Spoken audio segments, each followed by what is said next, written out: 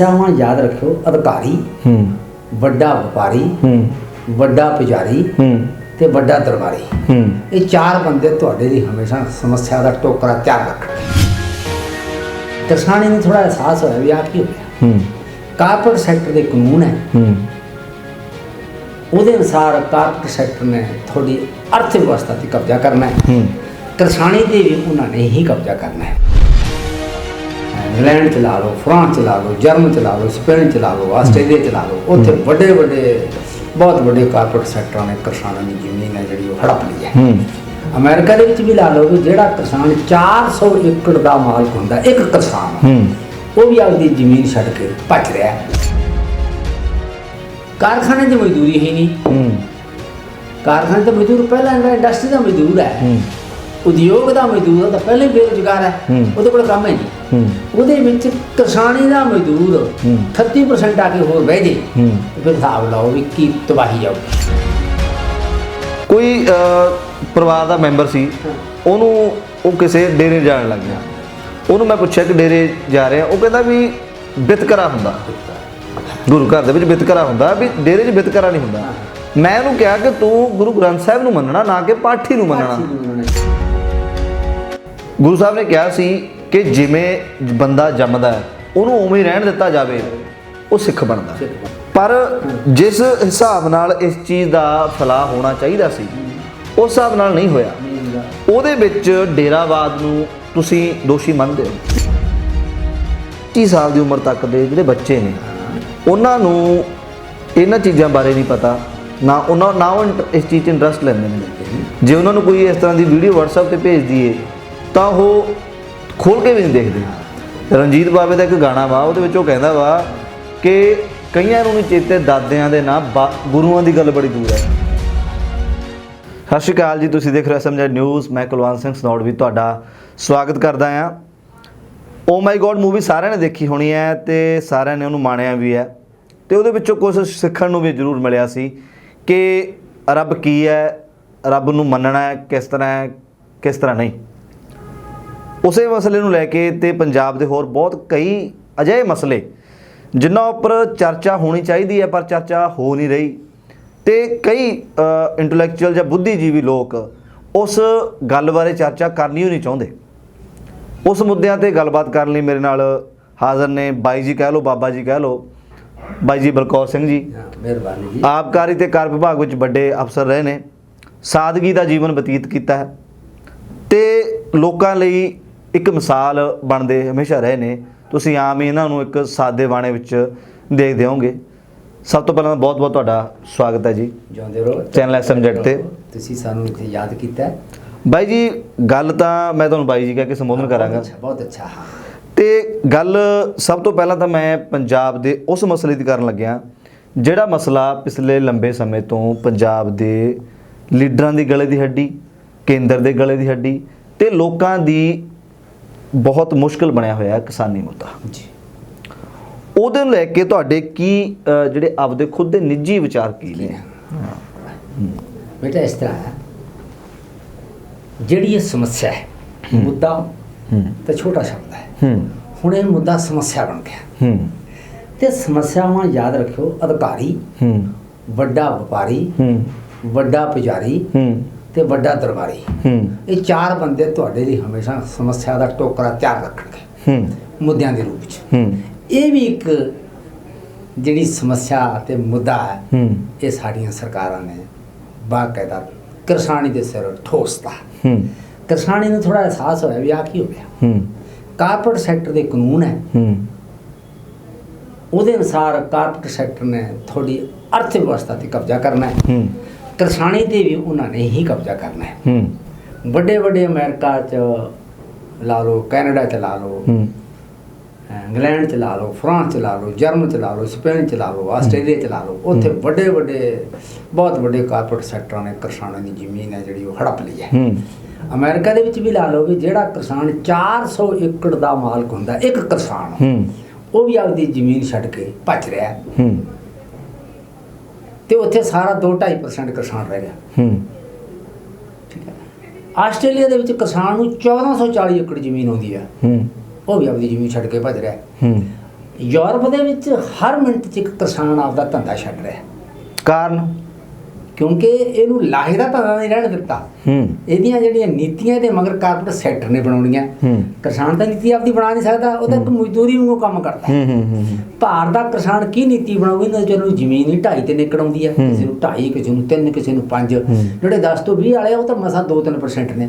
82-85% ਕਿਸਾਨਾਂ ਕੋਲੇ 2.5 ਏਕੜ ਤੋਂ ਲੈ ਕੇ 5 ਏਕੜ ਤੱਕ। ਇਹ ਕੀ ਵਿਚਾਰੇ ਨੀਤੀ ਬਣਾ ਲੈਣਗੇ? 4-5 ਜੀਆਂ ਦਾ ਟੱਬਰ ਹੁੰਦਾ, ਇੱਕ ਕਿਸਾਨ ਹੈ, ਉਹਦਾ ਜੇ ਮਾਂ ਬਾਪ ਬੈਠਾ 2 ਜੀ ਹੋ ਗਏ ਤੇ 2 ਆਪ ਹੋਏ 4 ਤੇ 2 ਬੱਚੇ ਹੋ ਗਏ 6 ਹੋ ਗਏ। 6 ਜੀਆਂ ਦਾ ਟੱਬਰ 2.5 ਜਾਂ 3 ਏਕੜ ਤੇ ਕਿਵੇਂ ਗੁਜ਼ਾਰਾ ਕਰੂ? ਬਾਈ ਜੀ ਇਹ ਸਮੱਸਿਆ ਜਦੋਂ ਇਹ ਆਈ ਤੇ ਕਿਸਾਨਾਂ ਨੂੰ ਅਹਿਸਾਸ ਹੋਇਆ ਵੀ ਇਹ ਕੀ ਹੋ ਗਿਆ, ਸਿਰ ਤੇ ਪਹਾੜ ਡਿੱਗ ਪਿਆ। ਇਸ ਕਰਕੇ ਕਿਸੇ ਰਾਜਨੀਤਿਕ ਬੰਦੇ ਦੀ ਗਲੇ ਦੀ ਹੱਡੀ ਅਜੇ ਤੱਕ ਨਹੀਂ ਬਣਿਆ, ਉਹਨਾਂ ਦੀ ਸਿਹਤ ਤੇ ਕੋਈ ਅਸਰ ਨਹੀਂ। ਉਹ ਪੂਰੀ ਤਰ੍ਹਾਂ ਉਹ ਕਾਰਪੋਰੇਟ ਸੈਕਟਰ ਦੇ ਨਾਲ ਖੜਿਆ, ਉਹਦੇ ਫੰਡਾਂ ਦੇ ਨਾਲ ਇੰਨੀਆਂ ਸਰਕਾਰਾਂ ਬਣਦੀਆਂ। ਤੇ ਕੱਲ ਪਰਸੋਂ ਤੁਹਾਡੇ ਜਿਹੜੀਆਂ ਵੋਟਾਂ ਪੈਣਗੀਆਂ, ਤੁਹਾਡੇ ਪੰਜਾਬ 'ਚ ਵੀ ਪੈਣਗੀਆਂ, ਦੂਜੇ ਸੂਬਿਆਂ 'ਚ ਵੀ ਪੈਣਗੀਆਂ, ਉੱਥੇ ਵੀ ਪੈਸੇ ਇਹਨਾਂ ਨੂੰ ਕਾਰਪੋਰੇਟ ਸੈਕਟਰ ਦੇਊਗਾ, ਤੁਹਾਡੀਆਂ ਦਾ ਵੋਟਾਂ ਖਰੀਦੂਗਾ। ਬਸ ਇਹ ਪਰ ਬਾਈ ਜੀ ਗੱਲ ਇਹ ਹੈ ਕਿ ਦੇਖੋ ਕਿਸਾਨ ਨੂੰ ਇਹ ਗੱਲ ਸਮਝ ਆ ਗਈ ਹੈ ਕਿ ਮੇਰੀ ਜਿਹੜੀ ਜ਼ਮੀਨ ਨੂੰ ਢਾਹ ਲੱਗ ਸਕਦੀ ਹੈ, ਮੇਰੇ ਜਿਹੜਾ ਇਹ ਲਾਹੇ ਦਾ ਧੰਦਾ ਹੈ ਇਹਨੂੰ ਇੱਕ ਬੇਲਾਹਾ ਧੰਦਾ ਬਣਾਇਆ ਜਾ ਸਕਦਾ, ਜਿਸ ਤਰ੍ਹਾਂ ਬਾਹਰਲੀਆਂ ਕੰਟਰੀਆਂ ਵਿੱਚ ਬਣ ਚੁੱਕਿਆ। ਪਰ ਜਿਹੜੇ ਲੋਕ ਖੇਤੀ ਨਾਲ ਸਿੱਧੇ ਤੌਰ ਤੇ ਸੰਬੰਧਿਤ ਨਹੀਂ ਹਨ, ਜਾਂ ਉਹ ਬੇਜ਼ਮੀਨੇ ਲਾ ਲਓ ਜਾਂ ਕੋਈ ਆਪਦਾ ਵਪਾਰ ਲਾ ਲਓ, ਉਹਨਾਂ ਲੋਕਾਂ ਨੂੰ ਹਲੇ ਵੀ ਇਹ ਸਮਝ ਕਿਉਂ ਨਹੀਂ ਪੈ ਰਹੀ ਕਿ ਸਾਡੇ ਉੱਪਰ ਵੀ ਇਹ ਕਾਨੂੰਨ ਲਾਗੂ ਹੋਣਗੇ ਤਾਂ ਗਲਤ ਸਾਡੇ ਉੱਪਰ ਅਸਰ ਜਾਏਗਾ, ਸਾਨੂੰ ਨੁਕਸਾਨ ਹੋਏਗਾ। ਕੋਈ ਦੂਰ ਆਉਂਦਾ ਵਾਕਈ ਨਹੀਂ ਸਮਝ ਨਹੀਂ। ਕਾਰਨ ਇੱਕ ਤਾਂ ਸਮਝ ਨਹੀਂ, ਵਿਦਿਆ ਦੀ ਘਾਟ ਕਰਕੇ ਸਮਝ ਨਹੀਂ। ਇੱਕ ਸਾਡੀ ਸੁਸਾਇਟੀ ਨੂੰ ਨਾ ਮਿਲਿਆ, ਇਹ ਪੜ੍ਹੇ ਲਿਖੇ ਵੀ ਇਹ ਗੱਲ ਬਿਲਕੁਲ ਵਿਦਿਆ ਦੀ ਘਾਟ। ਫਿਰ ਵਿਦਿਆ ਦਾ ਵੀ ਇੱਕ ਡਾਇਰੈਕਸ਼ਨ ਹੁੰਦਾ ਹੈ। ਡਾਇਰੈਕਸ਼ਨ ਜਿਹੜੀ ਵਿਦਿਆ ਦੀ ਦਿਸ਼ਾ ਹੈ ਉਹ ਵੀ ਫਿਰਕਾ ਪ੍ਰਸਤ ਦੇ ਆਧਾਰ ਤੇ ਪੈਦਾ ਕੀਤੀ ਹੈ, ਜਾਤ ਪਾਤ ਦੇ ਆਧਾਰ ਤੇ ਪੈਦਾ ਕੀਤੀ ਹੈ। ਉੱਥੇ ਮਨੁੱਖੀ ਭਾਈਚਾਰੇ ਦਾ ਪ੍ਰਭਾਵ ਹੈ ਜਿਹੜਾ ਉਹ ਪ੍ਰਚੰਡ ਨਹੀਂ ਹੁੰਦਾ। ਤੁਸੀਂ ਬੜੀ ਗੱਲ ਤੇ ਪ੍ਰਭਾਵ ਪ੍ਰਚੰਡ ਹੋਣ ਦੀ ਗੱਲ ਛੱਡੋ, ਤੁਸੀਂ ਪੜ੍ਹਿਆ ਲਿਖਿਆ ਬੰਦਾ ਬਲੈਤੀ ਡਰੈਸ ਪਾ ਲੈਂਦਾ, ਪਾਉਂਦਾ ਨਾ ਪੈਂਟ ਕੋਟ ਟਾਈ ਤੇ ਬੂਟ, ਉਹ ਸੜਕ ਤੇ ਚੌੜਾ ਹੋ ਕੇ ਤੁਰਦਾ। ਉਹਦੇ ਕੋਲੇ ਜੇ ਕੋਈ ਬੰਦਾ ਧੋਤੀ ਵਾਲਾ ਲੰਘ ਜੇ, ਵੇਸਟ ਵਾਲਾ ਲੰਘ ਜੇ, ਲੁੰਗੀ ਵਾਲਾ ਲੰਘ ਜੇ, ਚਾਦਰ ਵਾਲਾ ਲੰਘ ਜੇ, ਤੇ ਨੱਕ ਤੇ 3 ਵੱਟ ਪਾ ਲੈਂਦਾ, ਇਹਨੂੰ ਕੱਪੜੇ ਨਹੀਂ ਪਾਉਣੇ ਆਉਂਦੇ, ਇਹਨੂੰ ਪਤਾ ਹੀ ਨਹੀਂ ਹੁੰਦਾ ਵੀ ਸੜਕ ਤੇ ਕਿਵੇਂ ਤੁਰਨਾ ਹੈ, ਇਹਨੂੰ ਇਹ ਨਹੀਂ ਪਤਾ ਵੀ ਅੱਜ ਦਾ ਯੁੱਗ ਕਿਹੜਾ ਹੈ। ਵਿਦਿਆ ਤਾਂ ਉਹੀ ਹੈ ਨਾ, ਤੇ ਕਿੰਨੀ ਕੁ ਉਹਦੇ ਕੋਲੇ ਵਿਦਿਆ ਹੁੰਦੀ ਹੈ, ਕਿੰਨੀ ਕੁ ਚਿੰਤਨ ਹੁੰਦੀ ਹੈ। ਇਹ ਚਿੰਤਨ ਵਿਦਿਆ ਨੇ ਨਹੀਂ ਦਿੱਤਾ ਜਿਹੜਾ ਦੇਣਾ ਚਾਹੀਦਾ ਸੀ। ਹੁਣ ਜਦੋਂ ਵਿਦਿਆ ਨੇ ਚਿੰਤਨ ਨਹੀਂ ਦਿੱਤਾ, ਸਾਡੇ ਵਿੱਚ ਪੋਲੀਟੀਸ਼ੀਅਨ ਨੇ ਸਾਨੂੰ ਜਾਤ ਪਾਤ 'ਚ ਵੰਡਤਾ। ਹੁਣ ਜਿਹੜਾ ਦਲਿਤ ਹੈ ਵਿਚਾਰਾ, ਖੇਤੀ ਮਜ਼ਦੂਰ ਹੈ, ਉਹਨੂੰ ਵੀ ਕਿਸਾਨੀ ਦਾ ਵਿਰੋਧੀ ਬਣਾਤਾ। ਜਦੋਂ ਕਿ ਕਿਸਾਨੀ ਤੇ ਖੇਤੀ ਮਜ਼ਦੂਰਾਂ ਦਾ ਇੱਕੋ ਹੀ ਤਕਲੀਫ, ਇੱਕ ਪਸੀਨਾ, ਜੇ ਦੋਨੇ ਅਲੱਗਾ ਤੇ ਦੋਨੇ ਮਰਦੇ ਆ। ਕਾਰਖਾਨੇ 'ਚ ਮਜ਼ਦੂਰੀ ਹੈ ਨਹੀਂ। ਕਾਰਖਾਨੇ ਤੇ ਮਜ਼ਦੂਰ ਪਹਿਲਾਂ ਜਿਹੜਾ ਇੰਡਸਟਰੀ ਦਾ ਮਜ਼ਦੂਰ ਹੈ, ਉਦਯੋਗ ਦਾ ਮਜ਼ਦੂਰ ਤਾਂ ਪਹਿਲਾਂ ਹੀ ਬੇਰੁਜ਼ਗਾਰ ਹੈ, ਉਹਦੇ ਕੋਲ ਕੰਮ ਹੈ ਨਹੀਂ। ਉਹਦੇ ਵਿੱਚ ਕਿਸਾਨੀ ਦਾ ਮਜ਼ਦੂਰ 38% ਆ ਕੇ ਹੋਰ ਬਹਿ ਜੇ ਤੇ ਫਿਰ ਹਿਸਾਬ ਲਾਓ ਵੀ ਕੀ ਤਬਾਹੀ ਆਊਗੀ। ਔਰ ਤਬਾਹੀ ਵੀ ਆਊਗੀ, ਸ਼ੋਸ਼ਣ ਵੀ ਹੋ। ਕੁਦਰਤ ਜਦੋਂ ਸ਼ੋਸ਼ਣ, ਤਬਾਹੀ ਦਾ ਸ਼ੋਸ਼ਣ ਕਰਕੇ ਹੋਣਾ ਨਾ। ਪਹਿਲਾਂ ਥੋੜਾ ਆਰਥਿਕ ਸ਼ੋਸ਼ਣ, ਫਿਰ ਥੋੜਾ ਜਿਸਮਾਨੀ ਸ਼ੋਸ਼ਣ, ਫਿਰ ਥੋੜਾ ਰੂਹਾਨੀ ਸ਼ੋਸ਼ਣ, ਫਿਰ ਤੁਹਾਨੂੰ ਇੱਕ ਪਸ਼ੂ ਦੀ ਜ਼ਿੰਦਗੀ ਦੇ ਵਿੱਚ ਇੱਕ ਮੰਗਦਾ ਬਣਾ ਕੇ ਰੱਖ ਦੇਣਗੇ ਜਿੱਥੇ ਤੁਹਾਡੀ ਗੈਰਤ ਨਾ ਹੋਵੇ। ਤੇ ਤੁਹਾਨੂੰ ਜਦੋਂ ਮਰਜ਼ੀ ਆ ਹਫ਼ਤੇ 'ਚ ਪਸੇਰੀ ਕਾ ਅਨਾਜ ਦੇ ਦੇਣਗੇ, ਕਿਲੋ ਕੁ ਤੁਹਾਨੂੰ ਦਾਲ ਦੇ ਦੇਣਗੇ, ਜੋ ਚੱਲ ਵੀ ਜੋ ਸ਼ੁਰੂ ਹੋ ਚੁੱਕਿਆ ਹੈ। ਕਹਿੰਦੇ ਨਾ ਵੀ ਭਾਰਤ 'ਚ ਅਸੀਂ 80 ਕਰੋੜ ਬੰਦਿਆਂ ਨੂੰ ਜੀ ਅਸੀਂ ਮੁਫ਼ਤ ਦਾ ਅਨਾਜ ਦੇਵਾਂਗੇ, ਮੁਫ਼ਤ ਦੀ ਰੋਟੀ ਦੇਵਾਂਗੇ, ਮੁਫ਼ਤ ਦੇ ਕੱਪੜੇ ਦੇਵਾਂਗੇ, ਕਹਿੰਦੇ ਆ ਨਾ। ਬਿਲਕੁਲ। ਇਹਦਾ ਮਤਲਬ ਇਹ ਵੀ 80 ਕਰੋੜ ਜੋ ਬੰਦਿਆਂ ਨੂੰ ਰੁਜ਼ਗਾਰ ਦੇਣ ਜੋਗੇ ਨਹੀਂ, ਕਾਰੋਬਾਰ ਦੇਣ ਜੋਗੇ ਨਹੀਂ, ਸਤਿਕਾਰ ਦੇਣ ਜੋਗੇ ਨਹੀਂ, ਵਿੱਦਿਆ ਦੇਣ ਜੋਗੇ ਨਹੀਂ, ਤੇ ਝੂਠ ਖਵਾਉਣ ਦੇ 'ਚ ਲਾ ਦਿਓ, ਫਿਰ ਬਾਕੀ ਰਹਿ ਕੀ ਜਾਂਦਾ। ਬਾਈ ਜੀ ਗੱਲ ਤੁਰ ਪਈ ਹੈ ਵਿੱਦਿਆ ਦੀ। ਤੁਸੀਂ ਕਿਹਾ ਕਿ ਪੜ੍ਹੇ ਲਿਖੇ ਜ਼ਰੂਰ ਨੇ, ਪਰ ਉਹ ਵਿੱਦਿਆ ਨਹੀਂ ਮਿਲੀ ਜਿਹੜੀ ਮਿਲਣੀ ਚਾਹੀਦੀ ਸੀ। ਵਿੱਦਿਆ 'ਚ ਉਹ ਚੀਜ਼ ਲਈ ਨਹੀਂ। ਬਿਲਕੁਲ ਠੀਕ ਹੈ। ਤੁਹਾਡੇ ਅਨੁਸਾਰ ਜਿਹੜੀ ਵਿੱਦਿਆ ਹੈ, ਜਿਹੜੀ ਅੱਜ ਦੇ ਟਾਈਮ ਚੱਲ ਰਹੀ ਹੈ, ਚਾਹੇ ਉਹ ਅੱਜ ਕੱਲ੍ਹ ਵੋਕੇਸ਼ਨਲ ਸ਼ੁਰੂ ਹੋ ਗਈ, ਬਹੁਤ ਸ਼ੁਰੂ ਹੋ ਗਈਆਂ, ਉਹ ਵਿੱਦਿਆ ਇੱਕ ਵਧੀਆ ਇਨਸਾਨ ਸਿਰਜ ਰਹੀ ਹੈ ਜਾਂ ਨਹੀਂ ਸਿਰਜ ਰਹੀ? ਜਾਂ ਜਿਹੜੀ ਵਿੱਦਿਆ ਤੁਸੀਂ ਲਈ, ਮੈਂ ਲਈ, ਉਹਦੇ ਵਿੱਚੋਂ ਅਸੀਂ ਕੁਝ ਲੈ ਸਕਦੇ ਸੀ ਜਾਂ ਉਹ ਲਿਆ ਹੀ ਨਹੀਂ? ਦੇਖੋ ਵੀ ਜਿੰਨੇ ਚਿਰ ਅਸੀਂ ਯੂਨੀਵਰਸਿਟੀ 'ਚ ਪੜ੍ਹਦੇ ਰਹੇ, ਯੂਨੀਵਰਸਿਟੀ 'ਚ, ਪੰਜਾਬ ਯੂਨੀਵਰਸਿਟੀ ਚੰਡੀਗੜ੍ਹ ਦਾ ਅਸੀਂ ਵਿਦਿਆਰਥੀ ਸੀ, ਸਾਨੂੰ ਉਦੋਂ ਕੋਈ ਚੱਜ ਨਹੀਂ ਸੀ ਹੂੰ ਤੇ ਨਾ ਹੀ ਸਾਨੂੰ ਕੋਈ ਦਿਸ਼ਾ ਸੀ ਸਾਡੇ ਸਾਹਮਣੇ। ਹੂੰ ਬਿਨਾਂ ਗੱਲ ਤੋਂ ਉਸ ਵਿੱਦਿਆ ਦੇ ਵਿੱਚ ਹੂੰ ਯੂਰਪ ਦੀਆਂ ਗੱਲਾਂ, ਕਿਤੇ ਸ਼ੈਕਸਪੀਅਰ ਦੀ ਵਡਿਆਈ ਕਰਤੀ, ਕਿਤੇ ਵਰਡਸਵਰਥ ਦੀ ਵਡਿਆਈ ਕਰਤੀ, ਕਿਤੇ ਹੋਰ ਉਧਰ ਦੇ ਨਾਇਕਾਂ ਦੀਆਂ ਵਡਿਆਈਆਂ ਕਰਤੀਆਂ, ਹੂੰ ਅੰਗਰੇਜ਼ਾਂ ਦੀ ਬੜੀ ਵਡਿਆਈ ਕਰਦੇ, ਅੰਗਰੇਜ਼ੀ ਦੀ ਬੜੀ ਵਡਿਆਈ ਕਰਦੇ। ਜਦੋਂ ਕਿ ਅੰਗਰੇਜ਼ੀ ਤੇ ਅੰਗਰੇਜ਼ ਦੀ ਕੀ ਗੱਲ, ਤਾਂ ਸਾਡੇ ਕੋਲੇ ਵਪਾਰ ਕਰਨ ਆਏ ਸੀ, ਆਪਾਂ ਤਾਂ ਨਹੀਂ ਗਏ ਉੱਥੇ। ਨਾ ਤੁਹਾਡੇ ਮੁਲਕ ਦਾ ਕੋਈ ਬੰਦਾ ਇੰਗਲੈਂਡ ਗਿਆ, ਉੱਥੇ ਗਿਆ ਨਹੀਂ, ਇਹ ਆਏ ਵਪਾਰ ਕਰ, ਕਬਜ਼ਾ ਕਰ ਲਿਆ ਚੁੱਲ੍ਹੇ ਤੇ ਮਗਰੋਂ ਸਾਨੂੰ ਨੈਤਿਕਤਾ ਸਿਖਾਉਂਦੇ ਵੀ ਕਿਸੇ ਦੀ ਚੋਰੀ ਨਹੀਂ ਕਰਨੀ। ਚੋਰੀ ਤਾਂ ਤੁਸੀਂ ਕਰੀ ਬੈਠੇ ਹੋਏ, ਕਹਿੰਦੇ ਵੀ ਕਿਸੇ ਦੀ ਜਨਾਨੀ ਦਾ ਬੁਰਾ ਨਹੀਂ ਕਰਦੇ, ਜਨਾਨੀ ਤੁਸੀਂ ਚੱਕੀ ਬੈਠੇ ਹੋ। ਹੈਂ ਤੁਸੀਂ ਕਹੋ ਜੀ ਕਿਸੇ ਦਾ ਬੁਰਾ ਨਹੀਂ ਕਰਨਾ, ਬੁਰਾ ਤੁਸੀਂ ਕਰਦੇ। ਜਿਹੜਾ ਰਾਜਾ ਕਿਸੇ ਦੂਜੇ ਤੇ ਹਮਲਾ ਕਰਕੇ ਰਾਜ ਕਰਦਾ ਹੈ, ਉਹਦੇ ਨਾਲੋਂ ਬੁਰਾ ਕੌਣ ਹੋ ਸਕਦਾ ਬਾਈ ਜੀ, ਦੱਸੋ। ਆਪਾਂ ਚੈਲੰਜ ਨਹੀਂ ਕੀਤਾ, ਇਹ ਆਪਾਂ ਚੈਲੰਜ ਕਰੋ ਵੀ ਦੂਜੇ ਰਾਜ ਨੂੰ ਕੀ ਅਧਿਕਾਰ ਹੈ ਦੂਜੇ ਦਾ ਰਾਜ ਕਰਨ ਦਾ। ਸਪੋਜ਼ ਕਰ ਲਓ ਜੋ ਅਮਰੀਕਾ ਹੈ, ਉਹਨੂੰ ਕੀ ਹੱਕ ਹੈ ਕਿਸੇ ਪਛੜੇ ਦੇਸ਼ ਤੇ ਰਾਜ ਕਰਨ ਦਾ? ਜਾਂ ਆਪਾਂ ਮੰਨ ਲਓ ਬਾਹਲੇ ਚੰਗੇ ਹਾਂ, ਆਪਾਂ ਨੂੰ ਕੀ ਹੱਕ ਹੈ? ਹਾਂ ਤੁਸੀਂ ਉਹਦੀ ਮਦਦ ਕਰ ਦਿਓ, ਭਾਈ ਤੇਰੇ ਚਾਹ ਕਾਟ ਹੈ, ਅਸੀਂ ਤੇਰੇ ਨਾਲ ਆ ਚੱਕ ਵਿੱਦਿਆ ਦੇ ਵਾਸਤੇ ਪੈਸੇ, ਆ ਚੱਕ ਸਿਹਤ ਦੇ ਪੈਸੇ, ਦੋ ਹੀ ਚੀਜ਼ਾਂ, ਵਿੱਦਿਆ ਤੇ ਸਿਹਤ ਦਾ ਸਮਾਨ ਦੇ ਦਿਓ, ਬੰਦਾ ਬਹੁਤ ਕੁਝ ਜਾਣਦਾ, ਉਹ ਦੇਣਾ ਕੋਈ ਨਹੀਂ। ਇਸ ਕਰਕੇ ਇਹਨਾਂ ਨੇ ਸਾਨੂੰ ਲੁੱਟਿਆ। ਉਸ ਤੋਂ ਬਾਅਦ ਜਦੋਂ ਖੁਦ ਪੜ੍ਹੇ, ਖੁਦ ਸਿਆਣੇ ਬੰਦੇ ਨਾਲ ਵਾਹ ਪਿਆ, ਕੁਝ ਚਿੰਤਕਾਂ ਨਾਲ ਵਾਹ ਪਿਆ, ਕੁਝ ਦਰਸ਼ਨ ਸ਼ਾਸਤਰ ਦਾ ਨਾਲ ਪੜ੍ਹੇ, ਫਿਰ ਮਨੋਵਿਗਿਆਨ ਪੜ੍ਹੇ, ਫਿਰ ਸਮਾਜ ਸ਼ਾਸਤਰ ਪੜ੍ਹੇ, ਤੇ ਫਿਰ ਪਤਾ ਲੱਗੇ ਵੀ ਆਪਾਂ ਤਾਂ ਧੱਕੇ ਖਾਂਦੇ ਸੀ। ਸਹੀ ਗੱਲ ਪੁੱਛਾਂ ਤਾਂ ਸਕੂਲਾਂ ਕਾਲਜਾਂ ਦੇ ਵਿੱਚ ਸਿਰਫ ਫੀਸਾਂ ਲਈਆਂ ਜਾਂਦੀਆਂ, ਵਿੱਦਿਆ ਨਹੀਂ ਦਿੱਤੀ ਜਾਂਦੀ। ਤੁਹਾਡਾ ਇੱਕ ਹਮੇਸ਼ਾ ਇੱਕ ਪੱਖ ਰਿਹਾ ਹੈ ਕਿ ਤੁਸੀਂ ਰੱਬ ਨੂੰ ਜਿਹੜੇ ਦੇਖਦੇ ਹੋ ਇੱਕ ਅਲੱਗ ਨਜ਼ਰੀਏ ਨਾਲ ਦੇਖਦੇ ਹੋ ਜੀ, ਕਿ ਤੁਸੀਂ ਕਹਿੰਦੇ ਹੋ ਕਿ ਰੱਬ ਇੱਕ ਫਰਾਡ ਹੈ। ਬਿਲਕੁਲ ਬਿਗੇਸਟ ਫਰਾਡ। ਉਹਦੇ ਪਿੱਛੇ ਕੀ ਕਾਰਨ ਹੈ ਕਿ ਜਿਹੜਾ ਅਸੀਂ ਲੋਕ ਆ ਜਿਹੜੇ ਰੱਬ ਨੂੰ ਮੰਨਦੇ ਆ, ਠੀਕ ਹੈ, ਮੈਂ ਮੰਨਦੇ ਸ਼ਬਦ ਵਰਤੇ ਆ, ਠੀਕ ਹੈ, ਮੰਨਦੇ ਆ, ਅਸੀਂ ਉਹਨੂੰ ਪੂਜਦੇ ਆ, ਉਹਨੂੰ ਮੱਥਾ ਟੇਕਦੇ ਆ, ਠੀਕ ਹੈ, ਤੁਸੀਂ ਉਸ ਚੀਜ਼ ਨਾਲ ਸਹਿਮਤ ਹੋ ਜਾਂ ਸਹਿਮਤ ਹੋ? ਵੇਖੋ ਲਿਆ, ਰੱਬ ਦਾ ਹੋਣਾ ਨਾ ਹੋਣਾ ਇਹ ਮਨੁੱਖਤਾ ਦੀ ਕੋਈ ਸਮੱਸਿਆ ਨਹੀਂ। ਜੇ ਹੈ ਤਾਂ ਕੀ ਉਤੋਂ ਪਹਾੜ ਆ ਗਿਆ ਧਰਤੀ ਤੇ ਜੇ ਨਹੀਂ ਹੈ ਤਾਂ ਕੀ ਹਿਮਾਲਿਆ ਪਰਬਤ ਟੁੱਟ ਜੂ? ਇਹ ਕੋਈ ਸਮੱਸਿਆ ਹੀ ਨਹੀਂ। ਸਮੱਸਿਆ ਦੀ ਮਨੁੱਖ ਨਾਲ ਹੈ, ਧਰਤੀ ਤੇ ਰਹਿੰਦੇ ਜੀਵਾਂ ਦੀ ਸਮੱਸਿਆ ਹੈ। ਤੁਹਾਨੂੰ ਅਸਮਾਨ ਚੋਂ ਕਿਤੇ ਸੋਨਾ ਡਿੱਗਦਾ ਵੇਖਿਆ? ਤੁਹਾਡੇ ਤੇ ਸਮੱਸਿਆ ਪੈਦਾ ਹੁੰਦੀ ਹੈ, ਰੋਗ ਪੈਦਾ ਹੁੰਦਾ ਹੈ। ਸਪੋਜ਼ ਕਰ ਲਓ ਤੁਹਾਡੇ ਤੇ ਆਹੀ ਆਇਆ ਰੋਗ ਆਪਣਾ ਕਰੋਨਾ, ਇਹ ਪਰਮਾਤਮਾ ਨੇ ਭੇਜਿਆ, ਬੰਦੇ ਨੇ ਖੁਦ ਬਣਾਇਆ, ਔਰ ਉਹਦੀ ਦਵਾਈ ਦੇ ਵਿੱਚੋਂ 1 ਕਰੋੜ 7 ਬਿਲੀਅਨ ਡਾਲਰ ਦਾ ਸਕੈਮ ਹੈ।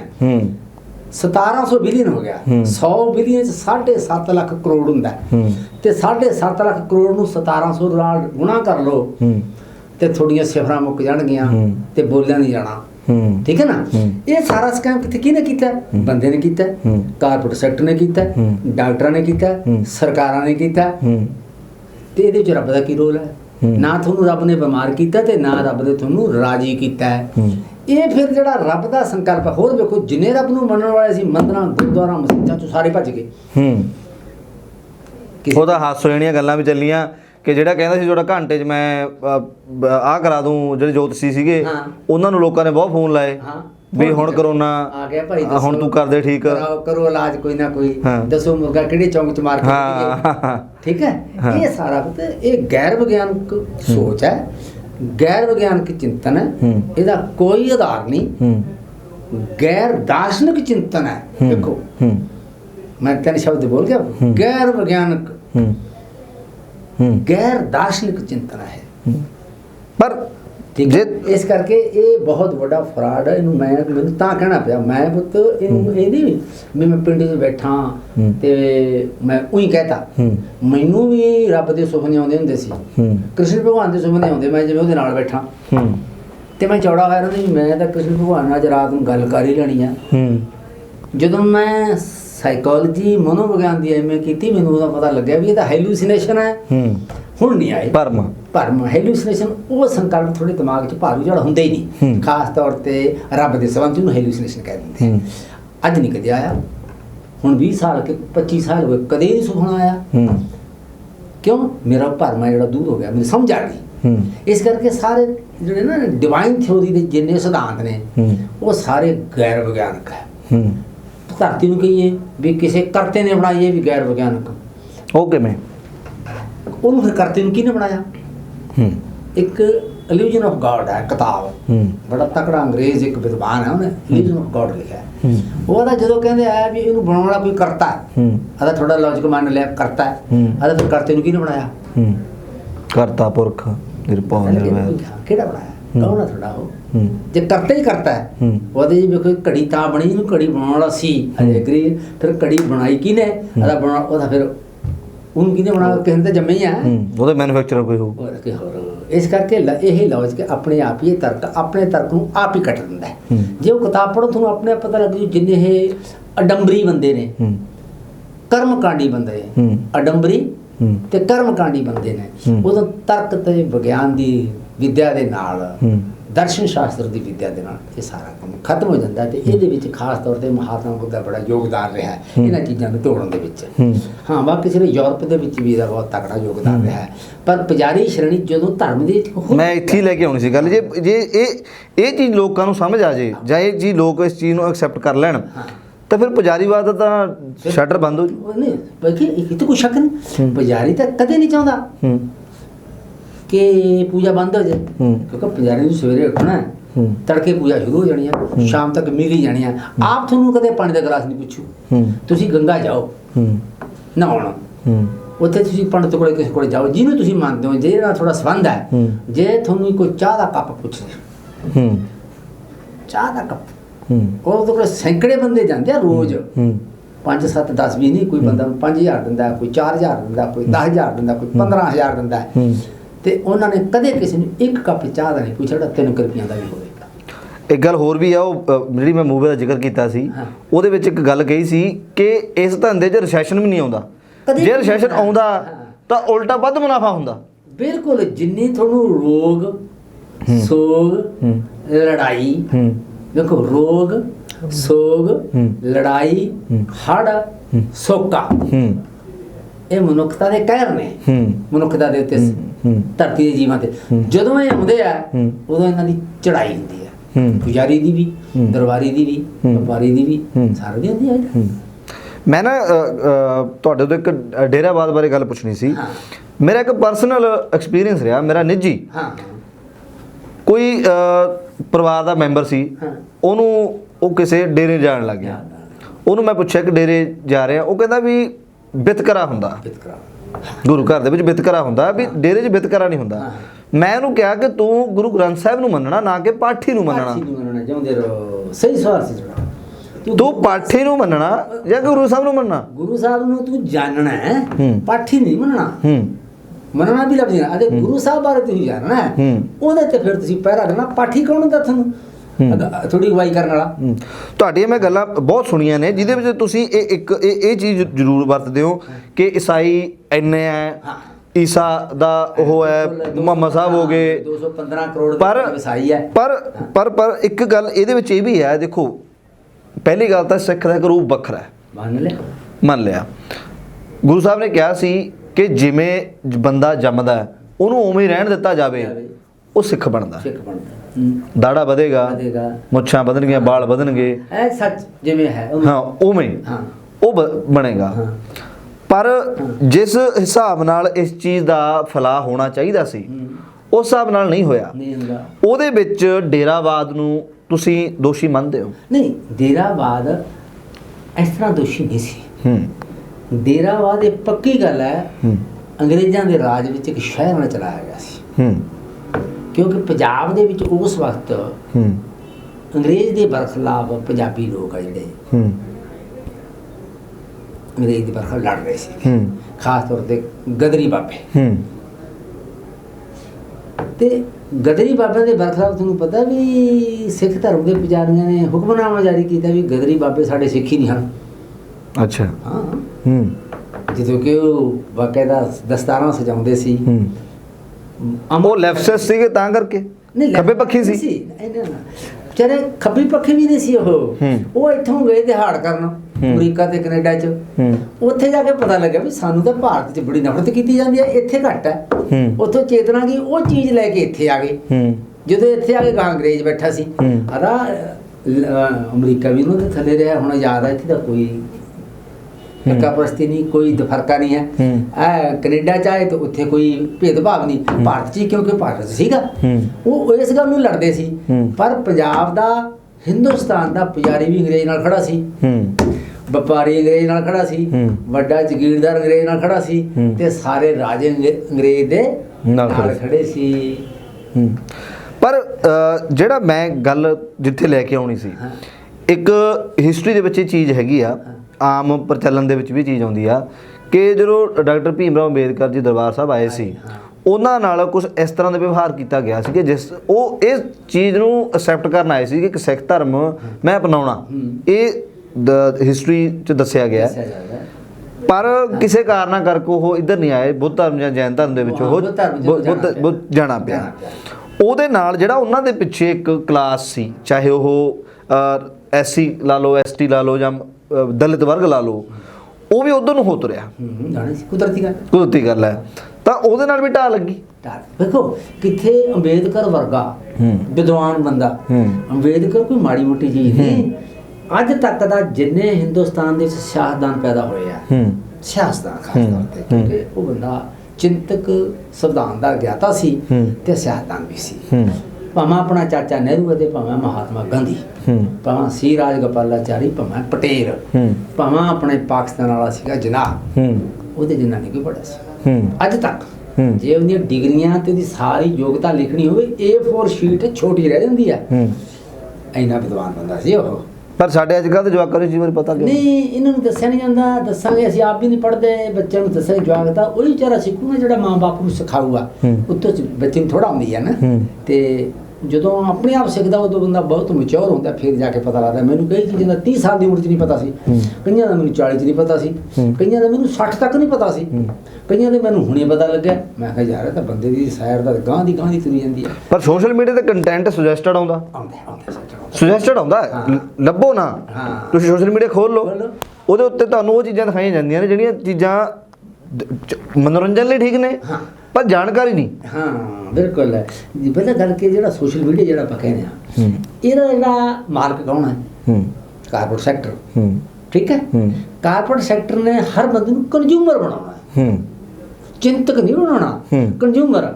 ਵੀ ਤੁਹਾਡੇ ਕੱਪੜੇ ਕਿਸ ਤਰ੍ਹਾਂ ਦੇ ਪਾਏ ਹੋਣੇ ਚਾਹੀਦੇ ਆ, ਤੁਹਾਡੀ ਸੋਚ ਕਿਹੋ ਜਿਹੀ ਹੋਣੀ ਚਾਹੀਦੀ ਹੈ, ਤੁਹਾਡਾ ਇਲਾਵਾ ਫੇਰ ਕਿਹੋ ਜਿਹਾ ਹੋਣਾ ਚਾਹੀਦਾ, ਤੁਸੀਂ ਕੀ ਪੜ੍ਹਨਾ ਹੈ, ਕਿਹੜੇ ਥਾਂ ਜਾਣਾ ਹੈ, ਕਿੰਨਾ ਪੜ੍ਹਨਾ ਹੈ, ਕਿਹੜੀ ਚੀਜ਼ ਖਾ ਕੇ ਤੁਹਾਡੀ ਸਟੇਟਸ ਸਿੰਬਲ ਬਣਦਾ ਹੈ, ਕਿੰਨੇ ਕੱਪੜੇ ਲਾ ਕੇ ਤੁਸੀਂ ਮਾਡਰਨ ਬਣਦੇ ਹੋ, ਵੱਧ ਤੋਂ ਵੱਧ ਕੱਪੜੇ ਲਾ ਕੇ ਤੁਸੀਂ ਬੋਲਡ ਬਣਦੇ ਹੋ। ਕਮਾਲ ਹੀ, ਜਿੰਨੇ ਬੰਦਾ ਕੱਪੜਾ ਲਾਉਂਦਾ ਉਹਨੂੰ ਕਹਿੰਦੇ ਬੰਦਾ ਬੋਲਡ ਹੋਊਗਾ। ਕਮਾਲ। ਉਹ ਬੰਦੇ ਦਾ ਕਕਰੋਚ ਤੋਂ ਨਿਕਲ ਕੇ ਪਿਸ਼ਾਬ ਨਿਕਲ ਜਾਂਦਾ ਕਕਰੋਚ ਨੂੰ ਵੇਖ ਕੇ, ਤੇ ਕੱਪੜੇ ਲਾਉਣ ਨਾਲ ਬੰਦਾ ਬੋਲਡ ਹੋ ਗਿਆ। ਕਮਾਲ ਕਰਦਾ। ਇਹ ਸਾਰਾ ਕੁਝ ਤੈਅ ਕਰਦੇ ਨੇ, ਤੇ ਇਸ ਕਰਕੇ ਤੁਸੀਂ ਆਪਾਂ ਵੀ ਸਾਰੇ ਉਹਦਾ ਸ਼ਿਕਾਰ ਹੋ ਜਾਂਦੇ ਹਾਂ। ਕੈਪੀਟਲਿਜ਼ਮ ਸ਼ਬਦ ਦਾ ਵਰਤੋਂ ਕੀਤੀ ਹੈ, ਆਪਾਂ ਦੋ ਤਿੰਨ ਵਾਰ ਕਰ ਲਈ। ਮੈਨੂੰ ਜਿੰਨੀ ਕੁ ਮੈਂ ਗਰਾਊਂਡ ਰਿਪੋਰਟਿੰਗ ਕੀਤੀ ਆ ਤੇ ਜਿੰਨੀ ਕੁ ਮੈਂ ਇਸ ਚੀਜ਼ ਨੂੰ ਪੜ੍ਹਿਆ ਕਿ ਕਿਸਾਨੀ ਅੰਦੋਲਨ ਤੋਂ ਪਹਿਲਾਂ ਕਿਤੇ ਕੈਪੀਟਲਿਜ਼ਮ ਸ਼ਬਦ ਖਤਮ ਹੋ ਗਿਆ ਸੀ, ਸ਼ਾਇਦ ਗਾਇਬ ਹੋ ਗਿਆ ਸੀ, ਗਾਇਬ ਕਰਵਾਤਾ ਸੀ। ਪਰ ਚਾਹੇ ਉਹ ਕਿਸੇ ਵਿਦਵਾਨ ਕਰਕੇ ਆ ਗਿਆ, ਚਾਹੇ ਉਹ ਉੱਥੇ 4 ਸੁਹਿਰਦ ਲੋਕ ਇਕੱਠੇ ਹੋਏ ਉਹਨਾਂ ਕਰਕੇ ਆ ਗਿਆ, ਪਰ ਕੈਪੀਟਲਿਜ਼ਮ ਸ਼ਬਦ ਕਿਸਾਨੀ ਅੰਦੋਲਨ ਵਿੱਚ ਆ ਗਿਆ। ਪਤਾ ਲੱਗ ਗਿਆ ਕੀ ਲੱਗਦਾ ਹੈ ਕਿ ਹੁਣ ਕੈਪੀਟਲਿਜ਼ਮ ਨੂੰ ਕੁਝ ਫਰਕ ਇਸ ਚੀਜ਼ ਨਾਲ ਪਊਗਾ, ਜਾਂ ਕੈਪੀਟਲਿਜ਼ਮ ਨੇ ਇੰਨੀ ਪਕੜ ਬਣਾ ਲਈ ਹੈ ਵੀ ਉਹ ਨਹੀਂ ਹਿੱਲ ਸਕਦਾ ਹੁਣ? ਪਤਾ ਕਾਰਨ ਕੀ ਹੈ? ਇਹ 'ਚ ਕੋਈ ਸ਼ੱਕ ਨਹੀਂ ਕਿ ਕੈਪੀਟਲਿਜ਼ਮ ਦੀ ਪਕੜ ਬਹੁਤ ਜ਼ਿਆਦਾ ਹੈ, ਬਹੁਤ ਜ਼ਿਆਦਾ ਹੈ। ਤੁਸੀਂ ਸੋਚ ਵੀ ਨਹੀਂ ਸਕਦੇ, ਜਿਹੜੇ ਕੈਪੀਟਲਿਸਟ ਹੈ ਉਹ ਵੀ ਉਹਦੀ ਪਕੜ 'ਚ ਨੇ। ਠੀਕ ਹੈ ਨਾ। ਕੈਪੀਟਲਿਜ਼ਮ ਦਾ ਜਿਹੜਾ ਕਾਰਪੋਰੇਟ ਸ਼ਬਦ ਹੈ ਉਹ ਇਹਦਾ ਫਿਰ ਅੱਤ ਹੈ, ਉਹਦੇ ਕੋਲ ਤਾਕਤ ਬਹੁਤ ਹੈ। ਇੱਕ ਬੰਦੇ ਕੋਲੇ ਹਜ਼ਾਰ ਟ੍ਰਿਲੀਅਨ ਡਾਲਰ ਮਾਇਆ ਹੋਵੇ। ਤੁਹਾਡੇ ਦੇਸ਼ ਦੀ ਇਕਨੋਮੀ 4 ਟ੍ਰਿਲੀਅਨ ਡਾਲਰ ਦੀ ਹੈ। ਇੱਕ ਪਾਸੇ ਇੱਕ ਪਰਿਵਾਰ ਕੋਲੇ 1000 ਟ੍ਰਿਲੀਅਨ ਡਾਲਰ ਹੋਵੇ, ਕਿਤੇ ਕਿਹੜੇ ਤੁਹਾਡੇ ਸਾਰਾ ਯੂਰਪ ਨੂੰ ਖਰੀਦ ਸਕਦਾ ਹੈ, ਤੁਹਾਨੂੰ ਖਰੀਦ ਸਕਦਾ ਹੈ। ਅਮਰੀਕਾ 36 ਟ੍ਰਿਲੀਅਨ ਦਾ ਸਾਲਾਨਾ ਦੀ ਇਕਨੋਮੀ ਹੈ, ਤੇ ਸਾਲੋ 1000 ਨਾਲ ਤੇ ਭਾਗ ਦੇ ਲੋ, ਇੰਨੀ ਅਮਰੀਕਾ ਇਕੱਲਾ ਉਹ ਖਰੀਦ ਸਕਦਾ। ਪਰ ਬਾਈ ਜੀ ਇਹ ਚੀਜ਼ ਨੂੰ ਦੇਖ ਕੇ ਆਪਾਂ ਸੰਘਰਸ਼ ਕਰਨਾ ਵੀ ਨਹੀਂ ਛੱਡ ਸਕਦੇ ਨਾ। ਮਸਟ ਮਨੁੱਖ ਕਦੇ ਸੰਘਰਸ਼ ਕਰਨਾ ਨਹੀਂ ਛੱਡੂਗਾ। ਸੰਘਰਸ਼ ਦੀਆਂ ਜਿਹੜੀਆਂ ਵਿਰੋਧੀ ਤਾਕਤਾਂ ਉਹ ਇਹਨੂੰ ਭੁੱਖ ਨੰਗਾ ਤੇ ਅਪਹਾਜ ਕਰਕੇ ਸੱਚ ਵਚਨ ਕਹਿ ਕੇ, ਭਾਣਾ ਮੰਨ ਲਓ ਕਹਿ ਕੇ, ਰਜਾ ਮੰਨ ਕੇ ਕਹਿ ਕੇ ਤੁਹਾਨੂੰ ਤਿਆਰ ਕਰਦੇ ਆ। ਪਰ ਮਨੁੱਖ ਦਾ ਕੰਮ ਪੱਕੀ ਗੱਲ ਹੈ ਕਿ ਸੰਘਰਸ਼ ਕਰਨਾ ਵੀ ਹੈ ਤੇ ਸੰਘਰਸ਼ ਵੀ ਹੋਊਗਾ। ਕਿਉਂਕਿ ਕੱਲ ਦੇ ਸੁਪਰੀਮੋ ਦੇ ਆਰਡਰ ਨੇ ਨਾ ਵੀ ਬਾਰਡਰ ਜਿਹੜੇ ਨੇ ਉਹ ਖਾਲੀ ਕਰ ਦਿਓ। ਨਹੀਂ, ਬਾਰਡਰ ਉਹਨਾਂ ਨੇ ਖਾਲੀ ਕਰਾਉਣ ਵਾਸਤੇ ਸਰਕਾਰਾਂ ਨੇ ਆਪਣੇ ਢੰਗ ਵਰਤੇ ਹੋਏ ਨੇ। ਕਿਸਾਨ ਦੱਸ ਰਿਹਾ ਬਾਰਡਰ ਦੇ ਉੱਤੇ ਥੋੜੇ ਨਾਕੇ ਲਏ, ਬੈਰੀਕੇਡ ਦਿੱਲੀ ਪੁਲਿਸ ਦੀ ਆ, ਸਭ ਕੁਝ ਰੋਕਣ ਕਿਹਨੇ ਲਾਈਆਂ ਸਰਕਾਰ ਨੇ। ਅਸੀਂ ਤਾਂ ਆਪਣਾ ਵਿਰੋਧ ਪ੍ਰਦਰਸ਼ਨ ਕਰ ਰਹੇ ਹਾਂ। ਬੇਸਾ ਦਿੱਲੀ ਲਾਲ ਕਿਲ੍ਹਾ ਜਾਣਾ ਚਾਹੁੰਦੇ ਆ, ਅਸੀਂ ਤਾਂ ਉੱਥੇ ਜਾਣਾ ਚਾਹੁੰਦੇ ਹਾਂ। ਸਾਨੂੰ ਸਮੱਸਿਆ ਕਿ ਨਹੀਂ, ਉਹ ਅਸੀਂ ਤਾਂ ਪਾਰਲੀਮੈਂਟ ਵੀ ਜਾ ਸਕਦੇ ਹਾਂ। ਨਾ ਉਹ ਹਿੰਸਕ ਹੋਇਆ। ਗਾਂਧੀ ਦਾ ਚੇਲਾ ਤਾਂ ਹਿੰਸਕ ਹੋ ਸਕਦਾ, ਪਰ ਕਮਾਲ ਹੈ ਜਿਹੜਾ ਕਿਸਾਨ ਜੀ ਨੂੰ ਜੱਟ ਬੂਟ ਕਿਹਾ ਜਾਂਦਾ ਵੀ ਇਹਨਾਂ ਨੂੰ ਪਤਾ ਹੀ ਕੋਈ ਨਹੀਂ, ਉਹ ਹਿੰਸਕ ਨਹੀਂ ਹੋ ਰਹੇ। ਉਹਨਾਂ ਦੇ ਗਲ ਦੇ ਵਿੱਚ ਹਿੰਸਾ ਦੀਆਂ ਘਟਨਾਵਾਂ ਪਾਈਆਂ ਜਾ ਰਹੀਆਂ, ਭਾਵੇਂ ਉਹ ਲਖੀਮਪੁਰ ਖੇੜੀ ਦੀ ਹੋਵੇ ਤੇ ਭਾਵੇਂ ਪੰਜਾਬ ਦੀ ਕੋਈ ਹੋਵੇ, ਪਰ ਉਹ ਬੜੇ ਠਰਮੇ ਨਾਲ ਜਵਾਬ ਦਿੰਦੇ ਆ। ਉਹਦੇ ਸਾਹਮਣੇ ਕੋਈ ਵੀ ਦਿੱਲੀ ਦਾ ਵਿਦਵਾਨ ਜਾਂ ਕਿਸੇ ਯੂਨੀਵਰਸਿਟੀ ਦਾ ਵਿਦਵਾਨ ਜਾਂ ਕੋਈ ਧਾਰਮਿਕ ਵਿਦਵਾਨ ਜਾਂ ਕੋਈ ਬਹੁਤ ਵੱਡਾ ਵਪਾਰ ਦਾ ਵਿਦਵਾਨ ਉਹਨਾਂ ਦੇ ਬਰਾਬਰ ਦਾ ਨਾ ਲੌਜਿਕ ਦੇ ਸਕਦਾ ਹੈ, ਨਾ ਇਨਸਾਨੀਅਤ ਰੱਖ ਸਕਦਾ ਹੈ, ਨਾ ਉਹਨਾਂ ਦੇ ਬਰਾਬਰ ਦੀ ਸਮਝ ਰੱਖ ਸਕਦਾ ਹੈ। ਬਾਈ ਜੀ ਗੱਲਾਂ ਆਪਾਂ ਅੰਤ ਵੱਲ ਨੂੰ ਜਾਣਾ। ਮੈਂ ਇੱਕ ਐਵਰੇਜ ਕੱਢੀ ਹੈ ਕਿ 25 ਸਾਲ ਦੀ ਉਮਰ ਤੱਕ ਦੇ ਜਿਹੜੇ ਬੱਚੇ ਨੇ ਉਹਨਾਂ ਨੂੰ ਇਹਨਾਂ ਚੀਜ਼ਾਂ ਬਾਰੇ ਨਹੀਂ ਪਤਾ, ਨਾ ਉਹ ਇਸ ਚੀਜ਼ 'ਚ ਇੰਟਰਸਟ ਲੈਂਦੇ ਨੇ। ਜੇ ਉਹਨਾਂ ਨੂੰ ਕੋਈ ਇਸ ਤਰ੍ਹਾਂ ਦੀ ਵੀਡੀਓ WhatsApp 'ਤੇ ਭੇਜ ਦਈਏ ਤਾਂ ਉਹ ਖੋਲ ਕੇ ਵੀ ਨਹੀਂ ਦੇਖਦੇ। ਰਣਜੀਤ ਬਾਵੇ ਦਾ ਇੱਕ ਗਾਣਾ ਵਾ, ਉਹਦੇ ਵਿੱਚ ਉਹ ਕਹਿੰਦਾ ਵਾ ਕਿ ਕਈਆਂ ਨੂੰ ਨਹੀਂ ਚੇਤੇ ਦਾਦਿਆਂ ਦੇ ਨਾਂ, ਗੁਰੂਆਂ ਦੀ ਗੱਲ ਬੜੀ ਦੂਰ ਹੈ। ਵੀ ਦਾਦਿਆਂ ਦੇ ਨਾਂ ਤੱਕ ਨਹੀਂ ਯਾਦ, ਵੀ ਗੁਰੂਆਂ ਤਾਂ ਬਹੁਤ ਦੂਰ ਦੀ ਗੱਲ ਆ। ਬਾਈ ਜੀ ਕੀ ਅਜਿਹਾ ਕੀ ਹੋਵੇ ਕਿ ਜਿਹੜਾ ਸਾਡੀ ਨਵੀਂ ਪੀੜ੍ਹੀ ਹੈ, ਸਾਡਾ ਖੂਨ ਹੈ, ਉਹ ਸਾਨੂੰ ਉਹ ਅਸੀਂ ਭਾਈ ਗੁਰੂ ਆਪਣੇ ਹਰੀ ਸਿੰਘ ਨਲੂਏ ਦੇ ਵਾਰਸ ਹਾਂ, ਵਾਰਸ ਵੱਜਦੇ ਹਾਂ। ਗੁਰੂ ਗੋਬਿੰਦ ਸਿੰਘ ਨੇ ਸਾਨੂੰ ਐਡਾ ਉਹ ਕਰਕੇ ਦਿੱਤਾ ਆ। ਮੈਂ ਉਹਨੂੰ ਧਰਮ ਨਾਲ ਨਹੀਂ ਜੋੜ ਰਿਹਾ, ਮੈਂ ਉਸ ਨੂੰ ਹੌਸਲੇ ਨਾਲ ਉਹਨਾਂ ਨੇ ਕੰਮ ਕੀਤੇ, ਜੁਰਤ ਨਹੀਂ ਕਰ ਸਕਦਾ ਸੀ। ਹਾਂ, ਉਸ ਚੀਜ਼ ਵੱਲ ਨੂੰ ਕਿਉਂ ਨਹੀਂ ਸਾਡੀ ਪੀੜ੍ਹੀ ਆ ਰਹੀ? ਬਿਲਕੁਲ ਮਿਲਿਆ। ਵੇਖੋ ਤੁਹਾਨੂੰ ਪਹਿਲਾਂ ਵੀ ਕਹਿਣਾ, ਇਹ ਸਾਰੇ ਕਾਰੋਬਾਰ ਦਾ ਕਰਤੂਤ ਦਾ ਮਾਲਕ ਸਰਮਾਏਦਾਰੀ ਨਿਯਮ ਦਾ ਕਾਰਪੋਰੇਟ ਸੈਕਟਰ ਹੈ। ਉਹਦੇ ਹੱਥ ਦੇ ਵਿੱਚ ਵਿਗਿਆਨ ਹੈ। ਜਿਉਣ ਦੇ ਵਿੱਚ ਬੰਦੇ ਨੂੰ ਰੋਮਾਂਸ ਲਫ਼ਜ਼, ਗਲੈਮਰ, ਮਾਡਰਨਿਟੀ ਇਹ ਬੱਚੇ ਦੇ ਮਨ 'ਚ ਪਾਓ। ਔਰ ਜੇ ਕੋਈ ਬੋਲਦਾ ਤੇ ਉੱਤੇ ਐਟਮ ਬੰਬ ਸੁੱਟੋ। ਤੁਹਾਨੂੰ ਪਤਾ ਇਹਨਾਂ ਕੋਲ ਹੀ ਐਟਮ ਬੰਬ ਹੈ। ਪੁਸ਼ ਬਟਨ ਬਾਰ ਦੇ ਨਾਲ ਸਾਰੀ ਦੁਨੀਆ ਤਬਾਹ ਵੀ ਕਰ ਸਕਦੇ ਆ, ਤੇ ਇਹਨਾਂ ਦੀ ਇੱਛਾ ਹੈ ਜਦੋਂ ਮਰਜ਼ੀ ਤਬਾਹ ਕਰਨ। ਔਰ ਸਾਰੀ ਦੁਨੀਆ ਨੂੰ ਇਹ ਕੰਜ਼ਿਊਮਰ ਬਣਾ ਕੇ ਆਪਦੇ ਥੱਲੇ ਲਾ ਕੇ ਰੱਖ ਸਕਦੇ ਆ। ਤੇ ਉਹਨਾਂ ਨੂੰ ਕੀ ਫਰਕ ਹੁੰਦਾ? ਬਗਾਨੀ ਧੀ ਆ, ਬਗਾਨਾ ਪੁੱਤ ਆ, ਗਲੈਮਰ 'ਚ ਪਾ ਦਿਓ, ਰੋਮਾਂਸ 'ਚ ਪਾ ਦਿਓ, ਕਹਿ ਦਿਓ ਵੀ ਤੁਸੀਂ ਐਡਵਾਂਸ ਹੋ ਗਏ, ਮਾਡਰਨ ਹੋ ਗਏ। ਇਸ ਕਰਕੇ ਵਿਦਿਆ, ਮਾਂ ਬਾਪ ਦੀ ਸਾਂਝ ਤੇ ਹੌਸਲਾ, ਕਿਉਂਕਿ ਜੇ ਆਪਾਂ ਨਿਰਾਸ਼ ਹੋ ਜਾਈਏ ਫਿਰ ਬੱਚਿਆਂ ਵਾਸਤੇ ਕਈ ਪਰਿਵਾਰਾਂ 'ਚ ਹੋਣ ਲੱਗ ਗਿਆ ਕਿ ਡਾਈਨਿੰਗ ਟੇਬਲ ਦੇ ਉੱਪਰ ਫੋਨ ਲਿਆਉਣਾ ਮਨਾ ਕਰ ਦਿੱਤਾ ਹੈ। ਅੱਛਾ ਕੀਤਾ ਨਾ। ਹਾਂ, ਵੀ ਡਾਈਨਿੰਗ ਟੇਬਲ ਮੈਂ ਤੁਹਾਨੂੰ ਆਪਣੀ ਗੱਲ ਦੱਸਦਾ। ਆ ਮੇਰੇ ਕੋਲ ਫੋਨ ਹੈ, ਮੇਰੇ ਕੋਲ ਕਿਤਾਬ ਲਿਆਂਦੀ ਨੂੰ 1 ਮਹੀਨਾ ਹੋ ਗਿਆ, ਮੈਂ ਇੱਥੋਂ ਚੱਕ ਕੇ ਪੜ੍ਹੀ ਨਹੀਂ ਗਈ ਕਿਤਾਬ, ਔਰ ਉਹਨੂੰ ਮੈਂ ਲਾਜ਼ਮੀ ਪੜ੍ਹਨਾ। ਮੈਂ ਇੱਥੋਂ 1 ਮਹੀਨੇ 'ਚ ਕਿਤਾਬ ਨਹੀਂ ਪੜ੍ਹੀ ਗਈ। ਯਾਰ ਲੋੜ ਆ ਗਿਆ, ਮੈਂ ਯਾਰ ਬੱਚਾ ਜਿਵੇਂ ਤੂੰ 71 ਸਾਲ ਦਾ ਬੁੜਾ ਠੇਰਾ ਨਹੀਂ ਕਿਤਾਬ ਪੜ੍ਹ ਸਕਿਆ ਆ ਮੋਬਾਈਲ ਕਰਕੇ, ਤੇ ਮੈਂ 20-25 ਸਾਲ ਦਾ ਬੱਚਾ ਕਿਵੇਂ? ਮੁਸ਼ਕਲ ਹੈ। ਬਿਲਕੁਲ ਬਾਈ ਜੀ, ਮੈਂ ਆਪਣੀ ਗੱਲ ਦੱਸਦਾ ਨਹੀਂ ਜ਼ਰੂਰ ਦੇ ਵਿੱਚ। ਔਰ ਕਿਤਾਬ ਮੇਰੀ ਲਿਆਂਦੀ ਪਈ ਹੈ, ਮੁੱਲ ਪਈ ਹੈ, ਸਰਾਣੇ ਧਰੀ ਹੈ, ਖੋਲ ਕੇ ਨਹੀਂ ਪੜ੍ਹ ਸਕਿਆ। ਐਡਾ ਖਤਰਨਾਕ ਮਤਲਬ ਹੈ ਜੀ ਇਹ ਜੰਤੂ ਬਣਾਇਆ ਹੈ, ਇਹ ਜੰਤੂ ਕੀ ਜੰਤਰ। ਤੇ ਇਸ ਕਰਕੇ ਹੌਸਲਾ ਜ਼ਰੂਰ ਰੱਖਣਾ ਪਊ। ਹਾਂ, ਹੌਸਲਾ, ਚਿੰਤਨ, ਫਿਰ ਤੁਸੀਂ ਨਾ ਬਿਮਾਰੀ ਨੂੰ ਸੁੱਟ ਸਕੋਗੇ। ਕਿਉਂਕਿ ਜਿੰਨਾ ਮਰਜ਼ੀ ਕੋਈ ਤਕੜਾ ਜਿਹਾ ਕੁਦਰਤ ਦੇ ਵਿੱਚ ਢਹਿ ਨਾ ਨਹੀਂ ਜਾਣਾ, ਸਰਮਾਏਦਾਰੀ ਨਿਜ਼ਾਮ ਵੀ ਨਹੀਂ ਰਹਿਣਾ। ਜੇ ਫਿਊਡਲ ਯੁੱਗ ਦੇ ਰਾਜੇ ਖਤਮ ਹੋ ਸਕਦੇ ਆ ਤੇ ਸਰਮਾਏਦਾਰੀ ਨਿਜ਼ਾਮ ਨੂੰ ਖਤਮ ਹੋਣਾ ਪਰ ਜਾਊ। ਕਿਉਂ ਡਾਇਲੈਕਟੀਕਲ ਮਟੀਰੀਅਲ ਨੂੰ ਦੱਸਦਾ ਕਿ ਹਰ ਇੱਕ ਚੀਜ਼ ਦੇ ਵਿੱਚ ਉਹਦੇ ਅੰਤ ਦੇ ਬੀਜ ਵੀ ਹੁੰਦੇ ਨੇ। ਮੈਂ ਤੁਹਾਨੂੰ 2 ਗੱਲਾਂ ਕਲੀਅਰ ਕਰਵਾਉਣੀਆਂ ਨੇ ਲਾਸਟ ਨੇ ਜੀ। ਪਹਿਲੀ ਤਾਂ ਜਿਹੜੀ ਆ ਗੱਲ ਚੱਲੀ ਸੀ ਮਾਡਰਨਿਟੀ ਦੀ। ਇੱਕ ਨਿੱਜੀ ਡੇਰੇ ਦਾ ਕੋਈ ਬਾਬਾ ਸੀ ਜੋ ਅੱਜ ਕੱਲ੍ਹ ਅੰਦਰ ਹੈ, ਉਹਨੂੰ ਇਹ ਗੱਲ ਪੁੱਛੀ ਗਈ ਕਿ ਉਹਦੇ ਸ਼ਰਧਾਲੂਆਂ ਵੱਲੋਂ ਕਿ ਜਿਹੜੀ ਨਵੀਂ ਪੀੜ੍ਹੀ ਆ ਉਹ ਨਾ ਤਾਂ ਡੇਰੇ 'ਚ ਆਉਂਦੀ ਆ, ਨਾ ਸਤਸੰਗ ਸੁਣਨ ਆਉਂਦੀ ਆ, ਨਾ ਪ੍ਰਚਾਰ ਕਰਨ ਜਾਂਦੀ ਆ ਵੀ ਇਹਦਾ ਇਲਾਜ ਕੀ ਕਰੀਏ। ਕੀ ਕਰੀਏ? ਤਾਂ ਉਹ ਬਾਬਾ ਕਹਿੰਦਾ ਵੀ ਮੈਂ ਮਾਡਰਨ ਹੋ ਜਾਣਾ। ਅੱਛਾ, ਮੈਂ ਮਾਡਰਨ, ਵਾਕਈ ਮਾਡਰਨ ਹੋਇਆ ਉਹ। ਹੋਇਆ ਪਿਕਚਰਾਂ ਬਣਾਤੀਆਂ, ਰਾਤ ਤੇ ਫੁੱਕੀਆਂ, ਇੰਨੇ ਕੱਪੜੇ ਬਦਲੇ ਕੋਈ ਸੋਚ ਵੀ ਨਹੀਂ ਸਕਦੇ। ਮਤਲਬ ਹੁਣ ਇਹ ਹੋਇਆ ਕਿ ਉੱਥੇ ਜਾ ਕੇ ਜਿਹੜੀ ਅਖੌਤੀ ਸਪਿਰਿਚੁਅਲਿਜ਼ਮ ਦੀ ਗੱਲ ਕਰਦੇ ਸੀ ਉਹਦਾ ਹੋ ਗਈ ਪਿੱਛੇ, ਜਮਾ ਹੀ ਪਿੱਛੇ। ਹਾਂਜੀ, you are my love charger, ਹਮਾਈ ਲਵ ਚਾਰਜਰ ਉਹਦਾ ਸਿੜਤੀ ਪਿੱਛੇ। ਹੁਣ ਫਿਰ ਰੋਮਾਂਸਬਾਜ਼ ਚ ਆ ਗਏ। ਬਾਬੇ ਵੀ ਰੋਮਾਂਟਿਕ ਹੀ ਨੇ, ਐਵੇਂ ਗੱਲ ਹੈ। ਪੈਸਾ ਬੜਾ, ਵੱਧ ਮਾਇਆ, ਵੱਧ ਬਗਾਨੀਆਂ ਔਰਤਾਂ ਹੋਣ ਤੇ ਬੰਦਾ ਰੋਮਾਂਸ ਚ ਆਊਗਾ ਭਾਈ। ਤੁਸੀਂ ਉਹ ਅਕਸਰ ਕਹਿੰਦੇ ਹੁੰਦੇ ਹੋ ਕਿ ਇਹ ਜਿਹੜਾ ਡੇਰਾਵਾਦ ਆ ਉਹ ਅੰਗਰੇਜ਼ਾਂ ਦੀ ਦੇਣ ਆ ਤੇ ਉਹ ਫੌਜਦਾਰੀ ਦੇਣ ਆ। ਹਾਂ, ਫੌਜਦਾਰੀ ਦੇਣ ਐਗਜ਼ੈਕਟਲੀ। ਉਹਦੇ ਯਾਰ ਬੰਦੇ ਆਪਣੇ ਪੈਦਾ ਕਰੋ, ਆਪਾਂ ਨੂੰ ਆਪਣੇ ਢੰਗ ਨਾਲ ਮੋੜੋ ਤਾਂ ਕਿ ਕੋਈ ਬੰਦਾ ਆਪਣੀ ਬਗਾਵਤ ਨਾ ਕਰੇ। ਸਿਰਫ ਸ਼ਰਧਾਲੂ ਪੈਦਾ ਕਰੋ, ਸ਼ਰਧਾਲੂ ਪੈਦਾ ਕਰੋ ਜਿੱਥੇ ਸ਼ਰਧਾ ਹੈ। ਇੱਕ ਨੇ ਬੜੀ ਸੋਹਣੀ ਗੱਲ ਕੀਤੀ ਹੈ ਵੀ ਜੇ ਤਾਂ ਤੁਸੀਂ ਤਰੱਕੀ ਕਰਨੀ ਹੈ ਤੇ ਮਜ਼ਦੂਰ ਪੈਦਾ ਕਰੋ, ਜੇ ਤੁਸੀਂ ਹੋਰ ਤਰੱਕੀ ਕਰਨੀ ਹੈ ਤਾਂ ਸਸਤੇ ਮਜ਼ਦੂਰ ਪੈਦਾ ਕਰੋ। ਜੇ ਤੁਸੀਂ ਇੰਨੀ ਤਰੱਕੀ ਕਰਨੀ ਕਿ ਬਿਲਕੁਲ ਹੀ ਖਰਚਾ ਨਾ ਆਵੇ ਤਾਂ ਸ਼ਰਧਾਲੂ ਪੈਦਾ ਕਰੋ। ਸ਼ਰਧਾਲੂ ਨੂੰ ਤੁਹਾਨੂੰ ਦੇਣਗੇ ਖਰਚਾ ਥੋੜਾ ਕੋਈ ਨਹੀਂ, ਨਾਲੇ ਕੰਮ ਕਰੀ ਜਾਣਗੇ ਤੁਹਾਡੇ ਡੇਰਿਆਂ 'ਚ। ਉਹਦੇ ਜੀ ਮਹਾਰਾਜ ਸੇਵਾ ਕਰ ਰਹੇ ਆ। ਜੇ ਉਹਨੂੰ ਕਹੀ ਵੀ ਘਰ ਦਾ ਭਾਂਡਾ ਮਾਂਜਦਾ ਉਹ ਨਹੀਂ ਮਾਂਜਣਾ, ਤੇ ਕਹੀ ਵੀ ਆਪਾਂ ਖੇਤ ਚਲੀਏ ਭਾਈ, ਅੱਖ ਢੱਕ ਤੇ ਕਿਹੜੀ ਜੰਡ ਬੇਰੀਆਂ ਉਹਦੀਆਂ ਉੱਥੇ ਲੈਣੀ ਜਾਣਾ, ਡੇਰੇ 'ਚ ਬੈਠੇ ਆ। ਇਹ ਤਾਂ ਬੀਬੀਆਂ ਦਾ ਵੀ ਹਾਲ ਆ, ਘਰੇ ਝਾੜੂ ਲਾਉਣ ਲੱਗੇ ਨੇ ਡੇਰੇ ਲਾ ਕੇ ਆਵਾਂਗੇ।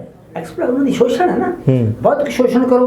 ਬਹੁਤ ਸ਼ੋਸ਼ਣ ਤੋਂ ਬਾਅਦ ਉਹਨਾਂ ਦਾ ਫਿਰ ਸਰੀਰਕ ਸ਼ੋਸ਼ਣ ਕਰੋ, ਸਰੀਰਕ ਸ਼ੋਸ਼ਣ ਤੋਂ ਬਾਅਦ ਉਹਨਾਂ ਦਾ ਆਰਥਿਕ ਸ਼ੋਸ਼ਣ ਕਰੋ। ਇਹ ਤਾਂ ਚੱਲਿਆ ਤੇ ਮਾਈਂਡ ਵਾਸ਼ ਹੋ ਚੁੱਕੇ ਨੇ ਫਿਰ। ਹਾਂ, ਇਹ ਮਾਈਂਡ ਵਾਸ਼ ਬਹੁਤ ਸ਼ੋਸ਼ਣ ਹੋ ਗਿਆ ਨਾ। ਤੇ ਫਿਰ ਉਹ ਜਿਹਦਾ ਬਹੁਤ ਸ਼ੋਸ਼ਣ ਹੋ ਗਿਆ ਤਾਂ ਸਰੀਰਕ ਸ਼ੋਸ਼ਣ ਕਰਨਾ ਕੀ ਔਖਾ। ਫਿਰ ਪੰਜਾਬ ਦਾ ਭਵਿੱਖ ਖਤਰੇ 'ਚ ਹੈ। ਨਹੀਂ, ਮਨੁੱਖਤਾ ਦਾ ਭਵਿੱਖ ਖਤਰੇ 'ਚ ਹੈ, ਇਕੱਲਾ ਪੰਜਾਬ ਨਹੀਂ, ਮਨੁੱਖਤਾ ਦਾ ਭਵਿੱਖ ਖਤਰੇ 'ਚ ਹੈ। ਪਰ ਨਾਲੇ ਵੀ ਆ ਕੁਦਰਤ ਦੇ ਵਿੱਚ ਵੀ ਕੁਦਰਤ ਨੂੰ ਬੰਦਾ ਖਤਮ ਨਹੀਂ ਕਰ ਸਕਦਾ। ਕੁਦਰਤ ਬੰਦੇ ਦੇ ਵਿੱਚ ਰਹਿ ਕੇ ਬੰਦਾ ਖੁਦ ਖਤਮ ਜ਼ਰੂਰ ਹੋਊਗਾ, ਜਿੰਨੀਆਂ ਇਹਨੇ ਕਰਤੂਤਾਂ ਕੀਤੀਆਂ। ਇਹ ਵੀ ਪੱਕੀ ਗੱਲ ਹੈ। ਐਟਮ ਬੰਬ ਬਣਿਆ, ਮੰਨ ਲਓ ਅਮਰੀਕਾ ਮਾਰਦਾ, ਉਹਦੇ ਨਾਲ ਅਮਰੀਕਾ ਕਿਵੇਂ ਬਚੂਗਾ? ਉਹਨੂੰ ਮਰਨਾ ਪਊ, ਵਿੱਚ ਨਾਲ ਮਰਨਾ ਪਊ। ਇਸੇ ਕਰਕੇ ਤਾਂ ਚਲਾਉਂਦਾ ਨਹੀਂ ਨਾ। ਰਾਜਨੀਤੀ ਵਿੱਚ ਹਿੰਦੂ ਮੁਸਲਮਾਨ, ਹਿੰਦੂ ਸਿੱਖ ਮੁਸਲਮਾਨ, ਮੁਸਲਮਾਨ ਨੂੰ ਇੱਕ ਅਲੱਗ ਪੱਖ ਰੱਖਿਆ ਹੀ ਜਾਂਦਾ, ਚਾਹੇ ਉਹ ਭਾਰਤ ਦੇ ਲਾ ਲਓ, ਚਾਹੇ ਉਹ ਪੰਜਾਬ ਦੀ ਰਾਜਨੀਤੀ ਲਾ ਲਓ। ਉਹ ਬੱਚਿਆਂ ਨੂੰ ਸ਼ਾਇਦ ਇਸ ਗੱਲ ਦਾ ਇਲਮ ਨਹੀਂ, ਜਾਂ ਬੱਚਿਆਂ ਨੂੰ ਇਸ ਗੱਲ ਨੂੰ ਸਿਖਾਇਆ ਨਹੀਂ ਗਿਆ ਕਿ ਇਹ ਬੱਚਿਆਂ ਦੀ ਇਹ ਕਨਸੈਪਟ ਹੈ ਕਿ ਜਦੋਂ ਉਸ ਸਮੇਂ ਗੁਰੂਆਂ ਨਾਲ ਲੜਾਈ ਜਿਹੜੀ ਹੋਈ ਸੀ, ਜਾਂ ਗੁਰੂਆਂ ਸਾਹਿਬ ਨਾਲ ਜਿਹੜੇ ਤਲਖੀ ਹੋਈ ਸੀ, ਉਹ ਮੁਸਲਮਾਨਾਂ ਦੀ ਹੋਈ ਸੀ, ਮੁਗਲ ਤੇ ਮੁਸਲਮਾਨ। ਮੈਂ ਇਹ ਜਨਤਾ ਬਿਲਕੁਲ ਬੇਟੇ। ਵੇਖੋ ਬੇਟਾ, ਮੁਸਲਮਾਨ ਇੱਕ ਧਰਮ ਹੈ, ਯਾਦ ਰੱਖਿਓ। ਮੁਗਲ ਇੱਕ ਕਬੀਲਾ ਹੈ ਮੱਧ ਏਸ਼ੀਆ ਦਾ, ਠੀਕ ਹੈ। ਇਹ ਕਿਸੇ ਵਕਤ ਬੋਧੀ ਵੀ ਹੋਇਆ ਸੀ, ਤੁਹਾਨੂੰ ਪਤਾ। ਮੁਗਲ ਬੋਧੀ ਵੀ ਰਹੇ ਆ। ਚੰਗੇਜ਼ ਖਾਨ ਤੇ ਤੈਮੂਰਲੰਗ ਦੇ ਜਿਹੜੇ ਦਾਦੇ ਪੜਦਾਦੇ ਬੋਧੀ ਸੀ। ਅੱਛਾ, ਹਾਂਜੀ। ਇਸਲਾਮ ਬਾਅਦ ਧਾਰਨ ਕੀਤਾ। ਚੰਗੇਜ਼ ਖਾਨ ਨੇ ਸੀਰੀਆ ਤੱਕ ਹਮਲਾ ਕੀਤਾ ਇਸਲਾਮ ਤੇ, ਔਰ ਉੱਥੇ ਉਹਨੂੰ ਜਿੱਤਿਆ ਜਦੋਂ ਬੋਧੀ ਹੁੰਦੇ ਹੋਏ। ਹਾਂਜੀ, ਸਾਰੇ ਦੇ ਪਿਓ ਦਾਦਾ ਨੇ ਪੂਰੇ ਘੈਂਟ ਬੰਦੇ ਸੀ ਇਹ। ਇਸਲਾਮ ਦਾ ਇਹਦੇ ਹਵਾਲੇ ਮਿਲਦੇ ਆ ਇਤਿਹਾਸ 'ਚ। ਹਾਂ, ਇਤਿਹਾਸ 'ਚ ਮਿਲਦੇ ਬਕਾਇਦਾ। ਹਾਂ, ਬਕਾਇਦਾ ਕਿਤਾਬਾਂ ਤੁਸੀਂ ਪੜ੍ਹੋਗੇ ਬਕਾਇਦਾ ਮਿਲਦੀਆਂ ਬੇਟੇ। ਜੇ ਤੁਸੀਂ ਚੰਗੇਜ਼ ਖਾਨ ਨੂੰ ਚੰਗੀ ਤਰ੍ਹਾਂ ਪੜ੍ਹੋ, ਤੈਮੂਰਲੰਗ ਨੂੰ ਚੰਗੀ ਤਰ੍ਹਾਂ ਪੜ੍ਹੋ, ਮੱਧ ਏਸ਼ੀਆ ਦਾ ਇਤਿਹਾਸ ਪੜ੍ਹੋ, ਤੇ ਤੁਹਾਨੂੰ ਆਪਣੇ ਆਪ ਸਾਰਾ ਕੁਝ ਸਪਸ਼ਟ ਹੋ ਜਾਊਗਾ। ਹਾਂ, ਇਹ ਤਾਂ ਕੋਈ ਗੱਲ ਨਹੀਂ। ਇਹ ਬਕਾਇਦਾ ਇਸਲਾਮ। ਫਿਰ ਵੇਖੋ, ਇਸਲਾਮ ਕਿੱਥੇ ਪੈਦਾ ਹੋਇਆ? ਅਰਬ 'ਚ। ਤੇ ਅਰਬ ਦੇ ਲੋਕ ਕੌਣ ਹੈ? ਸਾਮੀ ਲੋਕ, ਸੈਮਟਿਕ ਕਬੀਲਾ ਹੈ, ਠੀਕ ਹੈ ਨਾ। ਇਸਲਾਮ ਪੈਦਾ ਕਿੱਥੇ ਹੁੰਦਾ? ਸੈਮਟਿਕ ਕਬੀਲੇ 'ਚ। ਯਹੂਦੀ ਕਿੱਥੇ ਪੈਦਾ ਹੁੰਦੇ? ਸੈਮਟਿਕ ਕਬੀਲੇ 'ਚ। ਈਸਾਈ ਕਿੱਥੇ ਪੈਦਾ ਹੁੰਦੇ? ਸੈਮਟਿਕ ਕਬੀਲੇ 'ਚ। ਦੂਜੇ ਦੇ ਜਾ ਕੇ ਫੈਲਦੇ ਆ। ਜਦੋਂ ਰਾਜ, ਚਰਚ ਤੇ ਸਟੇਟ ਇਕੱਠੇ ਹੋ ਜਾਣ, ਜਦੋਂ ਧਰਮ ਤੇ ਰਾਜਾ ਇਕੱਠੇ ਹੋ ਜਾਣ, ਉਹ ਫਿਰ ਉਹ ਰਾਜ ਦੇ ਨਾਲ ਉਹ ਧਰਮ ਫੈਲਦਾ ਹੈ। ਇਸ ਤਰ੍ਹਾਂ ਇਸਲਾਮ ਫਿਰ ਮਿਸ਼ਨਰੀਆਂ ਚਲਾਈਆਂ ਜਾਂਦੀਆਂ। ਮਿਸ਼ਨਰੀ ਕਹਿਣ ਨੂੰ ਮਿਸ਼ਨਰੀ ਹੁੰਦੇ ਆ। ਮਿਸ਼ਨਰੀ ਸ਼ਬਦ ਘੜਿਆ ਹੁੰਦਾ ਹੈ। ਗੱਲ ਤਾਂ ਪਿੱਛੇ ਠੱਗ ਟੋਲੇ ਦੀ ਤੇ ਜ਼ਾਲਮ ਟੋਲੇ ਦੀ ਹੁੰਦੀ ਹੈ। ਕਿਵੇਂ ਲੋਕਾਂ ਦੇ ਸਿਰ ਕਲਮ। ਇੱਕ ਬਹੁਤ ਵੱਡੀ ਔਰਤ ਹੋਈ ਆ ਭਾਰਤ ਦੇ ਵਿੱਚ, ਜਿਹਨੂੰ ਬਹੁਤ ਵੱਡੇ ਸਨਮਾਨ ਨਾਲ ਉਪਾਧਿਆ ਗਿਆ, ਸਨਮਾਨਿਤ ਕੀਤਾ ਗਿਆ, ਪਰ ਉਹ ਇੱਕ ਤਰ੍ਹਾਂ ਦੀ ਮਿਸ਼ਨਰੀ ਸੀ। ਉਹ ਮਦਰ ਤੇਰੇਸਾ। ਤੁਸੀਂ ਨਾਂ ਲੈਤਾ? ਮੈਂ ਨਾਂ ਲੈਤਾ, ਕੋਈ ਡਰ ਨਹੀਂ। ਮਿਸ਼ਨਰੀ ਸੀ, ਔਰ ਬੰਗਾਲ ਦੇ ਕਲਕੱਤੇ 'ਚ ਬੈਠੀ ਸੀ। ਇਹ ਪੱਕੀ ਗੱਲ ਹੈ ਨਾ। ਤੇ ਹਿਸਾਬ ਲਾਓ ਵੀ ਜੇ ਕਲਕੱਤੇ 'ਚ ਬਹਿ ਕੇ ਬੰਦਾ ਕੀ ਕਰਦਾ ਹੈ, ਉੱਥੇ ਕੌਣ ਸੀ? ਸੱਤਾ ਕਿਹਦੇ ਹੱਥ ਸੀ? ਕਾਮਰੇਡਾਂ ਦੇ। ਤੇ ਕਾਮਰੇਡਾਂ ਦੇ ਹੱਥ ਦੇ ਵਿੱਚ ਸੱਤਾ ਸੀ, ਉਹਨੂੰ ਸੱਤਾ ਨੂੰ ਖਤਮ ਕਰਨ ਦੇ ਲਈ ਉਹ ਬੀਬੀ ਲੈਂਦੀ ਸੀ। ਇਹ ਪੱਕੀ ਗੱਲ ਮੰਨੇ ਕੋਈ ਨਾ ਮੰਨੇ, ਅਸਲੀਅਤ ਹੀ ਹੈ। ਔਰ ਉਹਨੇ ਚੰਗਾ ਉੱਥੇ 40-50 ਸਾਲ ਕੰਮ ਕੀਤਾ। ਤੇ ਕੰਮ ਕੀ ਕੀਤਾ ਵੀ ਗਰੀਬ ਨੂੰ ਰੋਟੀ ਦੇ ਦਿਓ, ਇਹਨੂੰ ਕੱਪੜਾ ਦੇ ਦਿਓ, ਚੇਤਨਾ ਨਹੀਂ ਦੇਣੀ, ਰੋਟੀ ਤੇ ਕੱਪੜਾ ਤੇ ਸ਼ਰਧਾ ਦੇ ਦਿਓ। ਸ਼ਰਧਾ ਵੀ ਕਿਹੜੀ? ਅੰਨੀ, ਵਿਵੇਕ ਨਹੀਂ, ਵਿਦਿਆ ਵਿਵੇਕ ਤੇ ਸਿਹਤ ਖੋ ਕੇ ਉਹਨੂੰ ਅੰਨੀ ਸ਼ਰਧਾ ਚ ਪਾ ਦਿਓ, ਉਹਦਾ ਸਵੈਮਾਨ ਤੋੜ ਦਿਓ ਤੇ ਉਹਨੂੰ ਇਹ ਲੱਗੇ ਤਾਂ ਮੈਨੂੰ ਤਾਂ ਮੇਰਾ ਤਾਂ ਅੰਨਦਾਤਾ ਹੀ ਰਾਜ, ਜਿਹੜਾ ਬੰਦਾ ਰਾਜ ਕਰਦਾ ਸ਼੍ਰੇਣੀ ਨੂੰ ਅੰਨਦਾਤਾ ਮੰਨ ਲੇ, ਉਹ ਬੰਦਾ ਤਰੱਕੀ ਨਹੀਂ ਕਰ ਸਕਦਾ। ਕਿਉਂਕਿ ਮੈਂ ਜਦੋਂ ਮਦਰ ਟੈਰੇਸਾ ਬਾਰੇ ਜਾਣਿਆ, ਮੈਨੂੰ ਪੜ੍ਹਨ ਦੀ ਇੱਛਾ ਹੋਈ, ਮੈਂ ਪੜ੍ਹਦਾ ਰਹਿਣਾ। ਪੜ੍ਹਦੇ ਜਦੋਂ ਮੈਂ ਅੰਤ ਕਨਕਲੂਜਨ ਤੇ ਪੁੱਜਾ ਤਾਂ ਮੈਨੂੰ ਇੱਥੇ ਜਾ ਕੇ ਇਹੀ ਪਤਾ ਲੱਗਿਆ ਵੀ ਤਾਂ ਮਿਸ਼ਨਰੀ ਹੈ, ਮਿਸ਼ਨਰੀ ਹੈ, ਪਲਾਂਟਡ ਜਾਂਦੇ ਰਹੋ। ਹਰ ਧਰਮ ਦੇ ਵਿੱਚ ਜਿੰਨੇ ਅਖੌਤੀ ਮਿਸ਼ਨਰੀ ਨੇ ਉਹ ਉੱਥੇ ਸਜਾਏ ਜਾਂਦੇ ਆ, ਸ਼ਿੰਗਾਰੇ ਜਾਂਦੇ ਆ, ਗੱਦੀਆਂ ਦੇ ਪਾਏ ਜਾਂਦੇ ਆ, ਨਵੀਆਂ ਗੱਦੀਆਂ ਪੈਦਾ ਕੀਤੀਆਂ ਜਿਹਦੇ 'ਚ ਕੋਈ ਦੋ ਰਾਵਾਂ ਨਹੀਂ। ਜਿਵੇਂ ਬੀਜੇਪੀ ਨੇ ਇੰਨਾ ਹਜ਼ਾਰੇ ਬਿਠਾਇਆ ਸੀ, ਤੁਹਾਡੇ ਸਾਹਮਣੇ ਆ। ਹੁਣ ਤਾਂ ਇਸ ਚੀਜ਼ ਦਾ ਆਪਾਂ ਨੂੰ ਸਾਰਿਆਂ ਨੂੰ ਪਤਾ ਹੈ, ਇੰਨੀ ਤਾਂ ਆਪਾਂ ਨੂੰ ਸਮਝ ਹੈ ਨਾ। ਹੁਣ ਦਿੱਲੀ 'ਚ ਕੋਈ ਰੌਲਾ ਨਹੀਂ, ਹੁਣ ਇੱਥੇ ਕੋਈ ਬੰਦਾ ਦਿੱਲੀ ਦੇ ਅੰਦਰ ਜਾ ਵੀ ਨਹੀਂ ਸਕਦਾ, ਨਾ ਕਿਸਾਨ ਜਾ ਸਕਦਾ, ਨਾ ਮਜ਼ਦੂਰ ਜਾ ਸਕਦਾ, ਨਾ ਵਪਾਰੀ ਜਾ ਸਕਦਾ। ਕਾਰਪੋਰੇਟ ਸੈਕਟਰ ਜਿੱਡੀ ਮਰਜ਼ੀ ਗੱਡੀ ਲੈ ਕੇ ਜਾ ਵੜੇ, ਕੋਈ ਤਰ੍ਹਾਂ ਇਤਰਾਜ਼ ਨਹੀਂ। ਕਾਂਗਰਸ ਖਤਮ ਕਰਤੀ ਦਿੱਲੀ 'ਚੋਂ। ਇਹ ਲਾਸਟ ਬਾਈ ਜੀ, ਨਵੀਂ ਪੀੜ੍ਹੀ ਨੂੰ, ਸਾਡੇ ਵਰਗਿਆਂ ਨੂੰ ਤੇ ਸਮਾਜ ਦੇ ਉਹ ਲੋਕਾਂ ਨੂੰ ਜਿਹੜੇ ਆਪਦੇ ਵਿਰਸੇ ਨੂੰ, ਆਪਦੀ ਸੁਹੱਪਣ ਨੂੰ, ਸਿੰਪਲਸਿਟੀ ਨੂੰ ਛੱਡਦੇ ਜਾ ਰਹੇ ਨੇ, ਉਹਨਾਂ ਦਾ ਇੱਕ ਮੈਸੇਜ ਜ਼ਰੂਰ ਦਿਓ। ਗੱਲ ਇਹ ਬੇਟਾ, ਜਿਹੜੀ ਨਵੀਂ ਪੀੜ੍ਹੀ ਹੈ, ਨਵੀਂ ਪੀੜ੍ਹੀ ਨਾਲੋਂ ਪਹਿਲਾਂ ਉਹਦੇ ਮਾਂ-ਬਾਪ ਦਾ ਰੋਲ ਸ਼ੁਰੂ ਹੁੰਦਾ ਹੈ। ਨਵੀਂ ਪੀੜ੍ਹੀ ਨੇ ਮਾਂ-ਬਾਪ ਨੂੰ ਵੇਖਣਾ, ਸਿੱਧੀ ਗੱਲ ਹੈ। ਨਵੀਂ ਪੀੜ੍ਹੀ ਨੇ ਕੋਈ ਵਿਚਾਰੇ ਨੇ ਬਾਹਰ ਨਹੀਂ ਵੇਖਣਾ, ਤਾਂ ਪਹਿਲਾਂ ਮਾਂ-ਬਾਪ ਨੂੰ, ਮਾਂ-ਬਾਪ ਸਾਡਾ ਕੀ ਕਰਦਾ। ਜਿਹੜਾ ਮਾਂ-ਬਾਪ ਘਰੇ ਝੂਠ ਬੋਲਦਾ, ਬੱਚੇ ਝੂਠ ਮਾਰ ਲਗਦੇ ਹੁੰਦੇ, ਇਹ ਪੱਕੀ ਗੱਲ ਹੈ। ਬੱਚਿਆਂ ਸਾਹਮਣੇ ਗਾਲਾਂ ਕੱਢਣ ਕਿਹੋ ਜਿਹੇ ਨੇ ਮਾਪੇ, ਹਾਂ ਕਰਦੇ ਆ। ਪਰ ਇਹ ਹੈ ਵੀ ਇਹਦੇ ਵਿੱਚ ਜਿਹੜੀ ਸਰਕਾਰਾਂ, ਲੋਕ ਨਾਗਰਿਕ, ਲੋਕਤੰਤਰ ਦੇ ਵਿੱਚ ਨਾਗਰਿਕ ਦਾ ਫਰਜ਼ ਹੈ ਵੀ ਉਹ ਚੇਤਨ ਰਹੇ, ਚੇਤਨ ਰਹਿ ਕੇ ਉਹ ਲੋਕ ਪੱਖੀ ਸਰਕਾਰਾਂ ਚੁਣਨ। ਉਹ ਲੋਕ ਪੱਖੀ ਸਰਕਾਰਾਂ ਚੁਣਨ ਜਿਹੜੀ ਲੋਕਾਂ ਨੂੰ ਵਿਦਿਆ, ਸਿਹਤ, ਸੁਰੱਖਿਆ ਤੇ ਸਨਮਾਨ ਤੇ ਸ਼ਾਂਤੀ ਦੇਣ, ਲੋਕਾਂ 'ਚ ਭਾਈਚਾਰਾ ਬਣਾ ਕੇ ਰੱਖਣ, ਊਚ ਨੀਚ ਤੇ ਜਾਤ ਪਾਤ ਨੂੰ ਖਤਮ ਕਰਨ, ਇਨਸਾਨੀਅਤ ਨੂੰ ਪਹਿਲ ਦੇਣ, ਅੰਧ ਵਿਸ਼ਵਾਸ ਨੂੰ ਕਿਨਾਰਾ ਕਰਵਾ ਦੇਣ। ਇਸ ਨਾਲ ਸਾਰੀ ਮਨੁੱਖਤਾ ਇਕੱਠੀ ਹੁੰਦੀ ਹੈ ਤੇ ਮਨੁੱਖਤਾ ਦਾ ਵੱਡਾ ਭਾਈਚਾਰਾ ਬਣ ਜਾਂਦਾ ਹੈ। ਜਿਵੇਂ ਗੁਰੂ ਸਾਹਿਬ ਕਹਿੰਦੇ ਵੀ ਜਬ ਤੇ ਸਾਧ ਸੰਗਤ ਮੋਏ ਪਾਈ, ਵਿਸਰ ਗਈ ਸਭ ਤਾਤ ਪਰਾਈ। ਬਗਾਨਾਪਣ ਮਨੁੱਖ ਦੇ ਵਿੱਚੋਂ ਨਿਕਲ ਜਾਣਾ ਚਾਹੀਦਾ। ਮਨੁੱਖ ਨੂੰ ਵੇਖ ਕੇ ਚਾਅ ਚੜ੍ਹ ਜੇ ਵੀ ਮੇਰੇ ਸਾਹਮਣੇ ਮੇਰੇ ਵਰਗਾ ਮੱਥੇ ਵੱਟ ਨਾ ਪਾ, ਮੱਥੇ ਆ ਵੀ ਸੰਸਾਰ ਹੋਰ ਆ ਗਿਆ। ਅਸੀਂ ਅੱਜ ਇੱਕ ਨਹੀਂ ਦੋ ਹੋ ਗਏ, ਦੋ ਗਣ ਅਸੀਂ ਚਾਰ ਹੋ ਗਏ। ਫਿਰ ਇਹ ਦੁਨੀਆ ਆਪਣੇ ਆਪ 'ਚ ਸਵਰਗ ਹੈ, ਕਿਸੇ ਸਮਾਨ ਦਾ ਕੋਈ ਸਵਰਗ ਨਹੀਂ। ਇੱਥੇ ਹੀ ਸਵਰਗ ਹੈ ਜਦੋਂ ਮਨੁੱਖ ਨੇ ਮਨੁੱਖ ਨੂੰ ਚਾਹਿਆ, ਉਹਦੇ ਨਾਲ ਮੋਢਾ ਲਾਇਆ, ਆਪਣਾ ਸਨਮਾਨ ਕੀਤਾ, ਦੂਜੇ ਦਾ ਸਨਮਾਨ ਕੀਤਾ, ਆਪਣੇ ਅੰਦਰ ਸਵੈਮਾਨ ਕੀਤਾ। ਸਵੈਮਾਨ ਹੰਕਾਰ ਨਹੀਂ, ਮਾਨ ਕਰਨਾ ਅਭਿਮਾਨ ਨਹੀਂ। ਤੇ ਜਦੋਂ ਅਸੀਂ ਇਸ ਤਰ੍ਹਾਂ ਦੀਆਂ ਭਾਵਨਾਵਾਂ ਪੈਦਾ ਕਰਾਂਗੇ ਤੇ ਮਨੁੱਖ ਨੂੰ ਜਿਹੜੀਆਂ ਗੈਰ ਕੁਦਰਤੀ ਤਾਕਤਾਂ ਤੇ ਰਾਜਨੀਤਿਕ ਗੰਦੀਆਂ ਤਾਕਤਾਂ ਨੇ ਜਿਹੜੀਆਂ ਮਨੁੱਖਤਾ ਦੇ ਨਾਲ ਪੈਰ ਕਮਾ ਰਹੀਆਂ, ਉਹ ਭਾਵੇਂ ਯੂਰਪ ਦੀਆਂ ਨੇ ਤੇ ਭਾਵੇਂ ਭਾਰਤ ਦੀਆਂ, ਜਦੋਂ ਮਨੁੱਖ ਬਤੌਰ ਨਾਗਰਿਕ ਬਣ ਕੇ ਆਪਦੇ ਹੱਕਾਂ ਨੂੰ ਪਛਾਣੂਗਾ ਤੇ ਫਿਰ ਸਾਡਾ ਭਲਾ ਹੋਊਗਾ। ਜੇ ਅਸੀਂ ਹੱਕ ਨਾ ਪਛਾਣੇ ਫਿਰ ਉੱਤੇ ਆਪਾਂ ਨੂੰ ਨਵੀਂ ਬਿਮਾਰੀ ਹੋਰ ਪਾ ਕੇ ਉਹਦੇ ਵਿੱਚ ਸਿੱਟ ਦੇਣਗੇ। ਬਾਈ ਜੀ, ਤੁਹਾਡੇ ਨਾਲ ਗੱਲਾਂ ਕਰਨ ਦਾ ਮਨ ਹੋਰ ਕਰ ਰਿਹਾ, ਪਰ ਸਮਾਂ ਇਜਾਜ਼ਤ ਨਹੀਂ ਦੇ ਰਿਹਾ। ਆਪਾਂ ਫਿਰ ਅੱਗੇ ਕੋਈ ਕਿਸ਼ਤ ਕਰਾਂਗੇ, ਜ਼ਰੂਰ ਕਰਾਂਗੇ। ਤੇ ਤੁਹਾਡਾ ਸਟੂਡੀਓ ਪਹੁੰਚਣ ਲਈ ਤੇ ਬਹੁਤ ਬੜਬੁੱਲੇ ਵਿਚਾਰ ਦੇਣ ਲਈ ਧੰਨਵਾਦ। ਚੜ੍ਹਦੀ ਕਲਾ ਚ ਰਹੋ। ਤੁਸੀਂ ਸਾਨੂੰ ਇੰਨਾ ਸਮਾਂ ਦਿੱਤਾ ਹੈ। ਮੇਰੇ ਵਰਗੇ ਨਿੱਕੇ ਜਿਹੇ ਬੰਦੇ ਨੂੰ 5 ਫੁੱਟ 5 ਇੰਚ ਕੱਦ ਹੈ, 50 ਕਿਲੋ ਭਾਰ ਹੈ, ਤੇ ਫਿਰ ਵੀ ਤੁਸੀਂ ਮੈਨੂੰ ਸਟੂਡੀਓ 'ਚ ਬੁਲਾਇਆ। ਸ਼ਖਸੀਅਤ ਵੱਡੀ ਹੈ ਜੀ। ਤੇ ਆਪਦੇ ਸਰੋਤਿਆਂ ਨਾਲ ਮੇਰੀ ਸਾਂਝ ਪਵਾਈ ਹੈ। ਜੇ ਮੈਂ ਮਾਨਸਿਕ ਤੌਰ ਤੇ ਮੈਂ ਕਦੇ ਵੀ ਕਿਸੇ ਬੰਦੇ ਦੀ ਨਿੱਜੀ ਰੂਪ ਦੇ ਵਿੱਚ ਬੇਇੱਜ਼ਤੀ ਨਹੀਂ ਕਰ ਸਕਦਾ, ਨਾ ਮੈਂ ਨਫ਼ਰਤ ਕਰ ਸਕਦਾ। ਇਹ ਵੀ ਨਾਲ ਹੈ, ਨਾ ਕਿਸੇ ਧਰਮ ਦੀ, ਨਾ ਕਿਸੇ ਫਿਰਕੇ ਦੀ। ਪਰ ਜਦੋਂ ਮਨੁੱਖਤਾ ਦੇ ਉੱਤੇ ਸੱਟ ਵੱਜਦੀ ਹੈ, ਉਦੋਂ ਮੈਂ ਜ਼ਰੂਰ ਮਹਿਸੂਸ ਕਰਦਾ ਮੈਂ ਮਨੁੱਖ ਤੇ ਕਿਉਂ ਤੇ ਮਨੁੱਖਤਾ ਤੇ ਕਿਉਂ ਸੱਟ ਵੱਜੀ। ਤੇ ਤੁਸੀਂ ਮੈਨੂੰ ਮੌਕਾ ਦਿੱਤਾ ਬੋਲਣ ਦਾ, ਤੇ ਮੈਂ ਤੁਹਾਡਾ ਬੜਾ ਸ਼ੁਕਰਗੁਜ਼ਾਰ ਹਾਂ। ਤੇ ਉਦੋਂ ਵੱਧ ਸ਼ੁਕਰਗੁਜ਼ਾਰ ਤੁਹਾਡੇ ਮੈਂ ਸਰੋਤਿਆਂ ਦਾ ਹਾਂ, ਜਿਨ੍ਹਾਂ ਨੇ ਮੇਰੇ ਵਰਗੇ ਬੰਦੇ ਨੂੰ ਸੁਣ ਕੇ ਝੱਲਣਗੇ। ਧੰਨਵਾਦ ਭਾਈ। ਸੋ ਇਹ ਸਨ ਬਾਈ ਬਲਕੌਰ ਸਿੰਘ ਜੀ, ਜਿਨ੍ਹਾਂ ਨੇ ਬਹੁਤ ਹੀ ਸੰਖੇਪ ਤੇ ਬਹੁਤ ਹੀ ਉਹ ਗੱਲਾਂ ਦੱਸੀਆਂ ਜਿਹੜੀਆਂ ਅੱਜ ਦੀ ਪੀੜ੍ਹੀ ਲਈ ਬਹੁਤ ਜ਼ਰੂਰੀ ਨੇ, ਤੇ ਖਾਸ ਕਰਕੇ ਉਹਨਾਂ ਲੋਕਾਂ ਲਈ ਜਿਹੜੇ ਲੋਕ, ਅਸੀਂ ਮਸਲਾ ਜੇ ਲੈ ਕੇ ਚੱਲੇ ਸੀ ਕਿ ਕਿਸਾਨੀ, ਉਹ ਲੋਕ ਜਿਹੜੇ ਹਲੇ ਵੀ ਇਹ ਸੋਚੀ ਬੈਠੇ ਨੇ ਕਿ ਇਹ ਸਾਡੇ ਨਾਲ ਸੰਬੰਧਿਤ ਨਹੀਂ ਹੈ, ਸਾਨੂੰ ਇਸ ਚੀਜ਼ਾਂ ਨਾਲ ਕੋਈ ਫਰਕ ਨਹੀਂ ਪੈਣਾ, ਜਾਂ ਸਾਨੂੰ ਇਹ ਚੀਜ਼ਾਂ ਦਾ ਕੋਈ ਮਤਲਬ ਨਹੀਂ, ਕਿਉਂਕਿ ਮੈਂ ਤਾਂ ਕੱਪੜੇ ਦਾ ਵਪਾਰ ਕਰਦਾ, ਮੈਨੂੰ ਕੋਈ ਮਤਲਬ ਨਹੀਂ, ਮੈਂ ਪਾਣੀ ਦੇ ਗਲਾਸ ਵੇਚਦਾ, ਮੈਨੂੰ ਕੋਈ ਮਤਲਬ ਨਹੀਂ। ਸਾਡਾ ਪੰਜਾਬ ਖੇਤੀ ਪ੍ਰਧਾਨ ਸੂਬਾ ਹੈ। ਖੇਤੀ ਪ੍ਰਧਾਨ ਸੂਬਾ ਹੋਣ ਨਾਲ ਅਸੀਂ ਸਿੱਧੇ ਜਾਂ ਸਿੱਧੇ ਤੌਰ 'ਤੇ ਖੇਤੀ ਨਾਲ ਸੰਬੰਧਿਤ ਹੈਗੇ ਆ।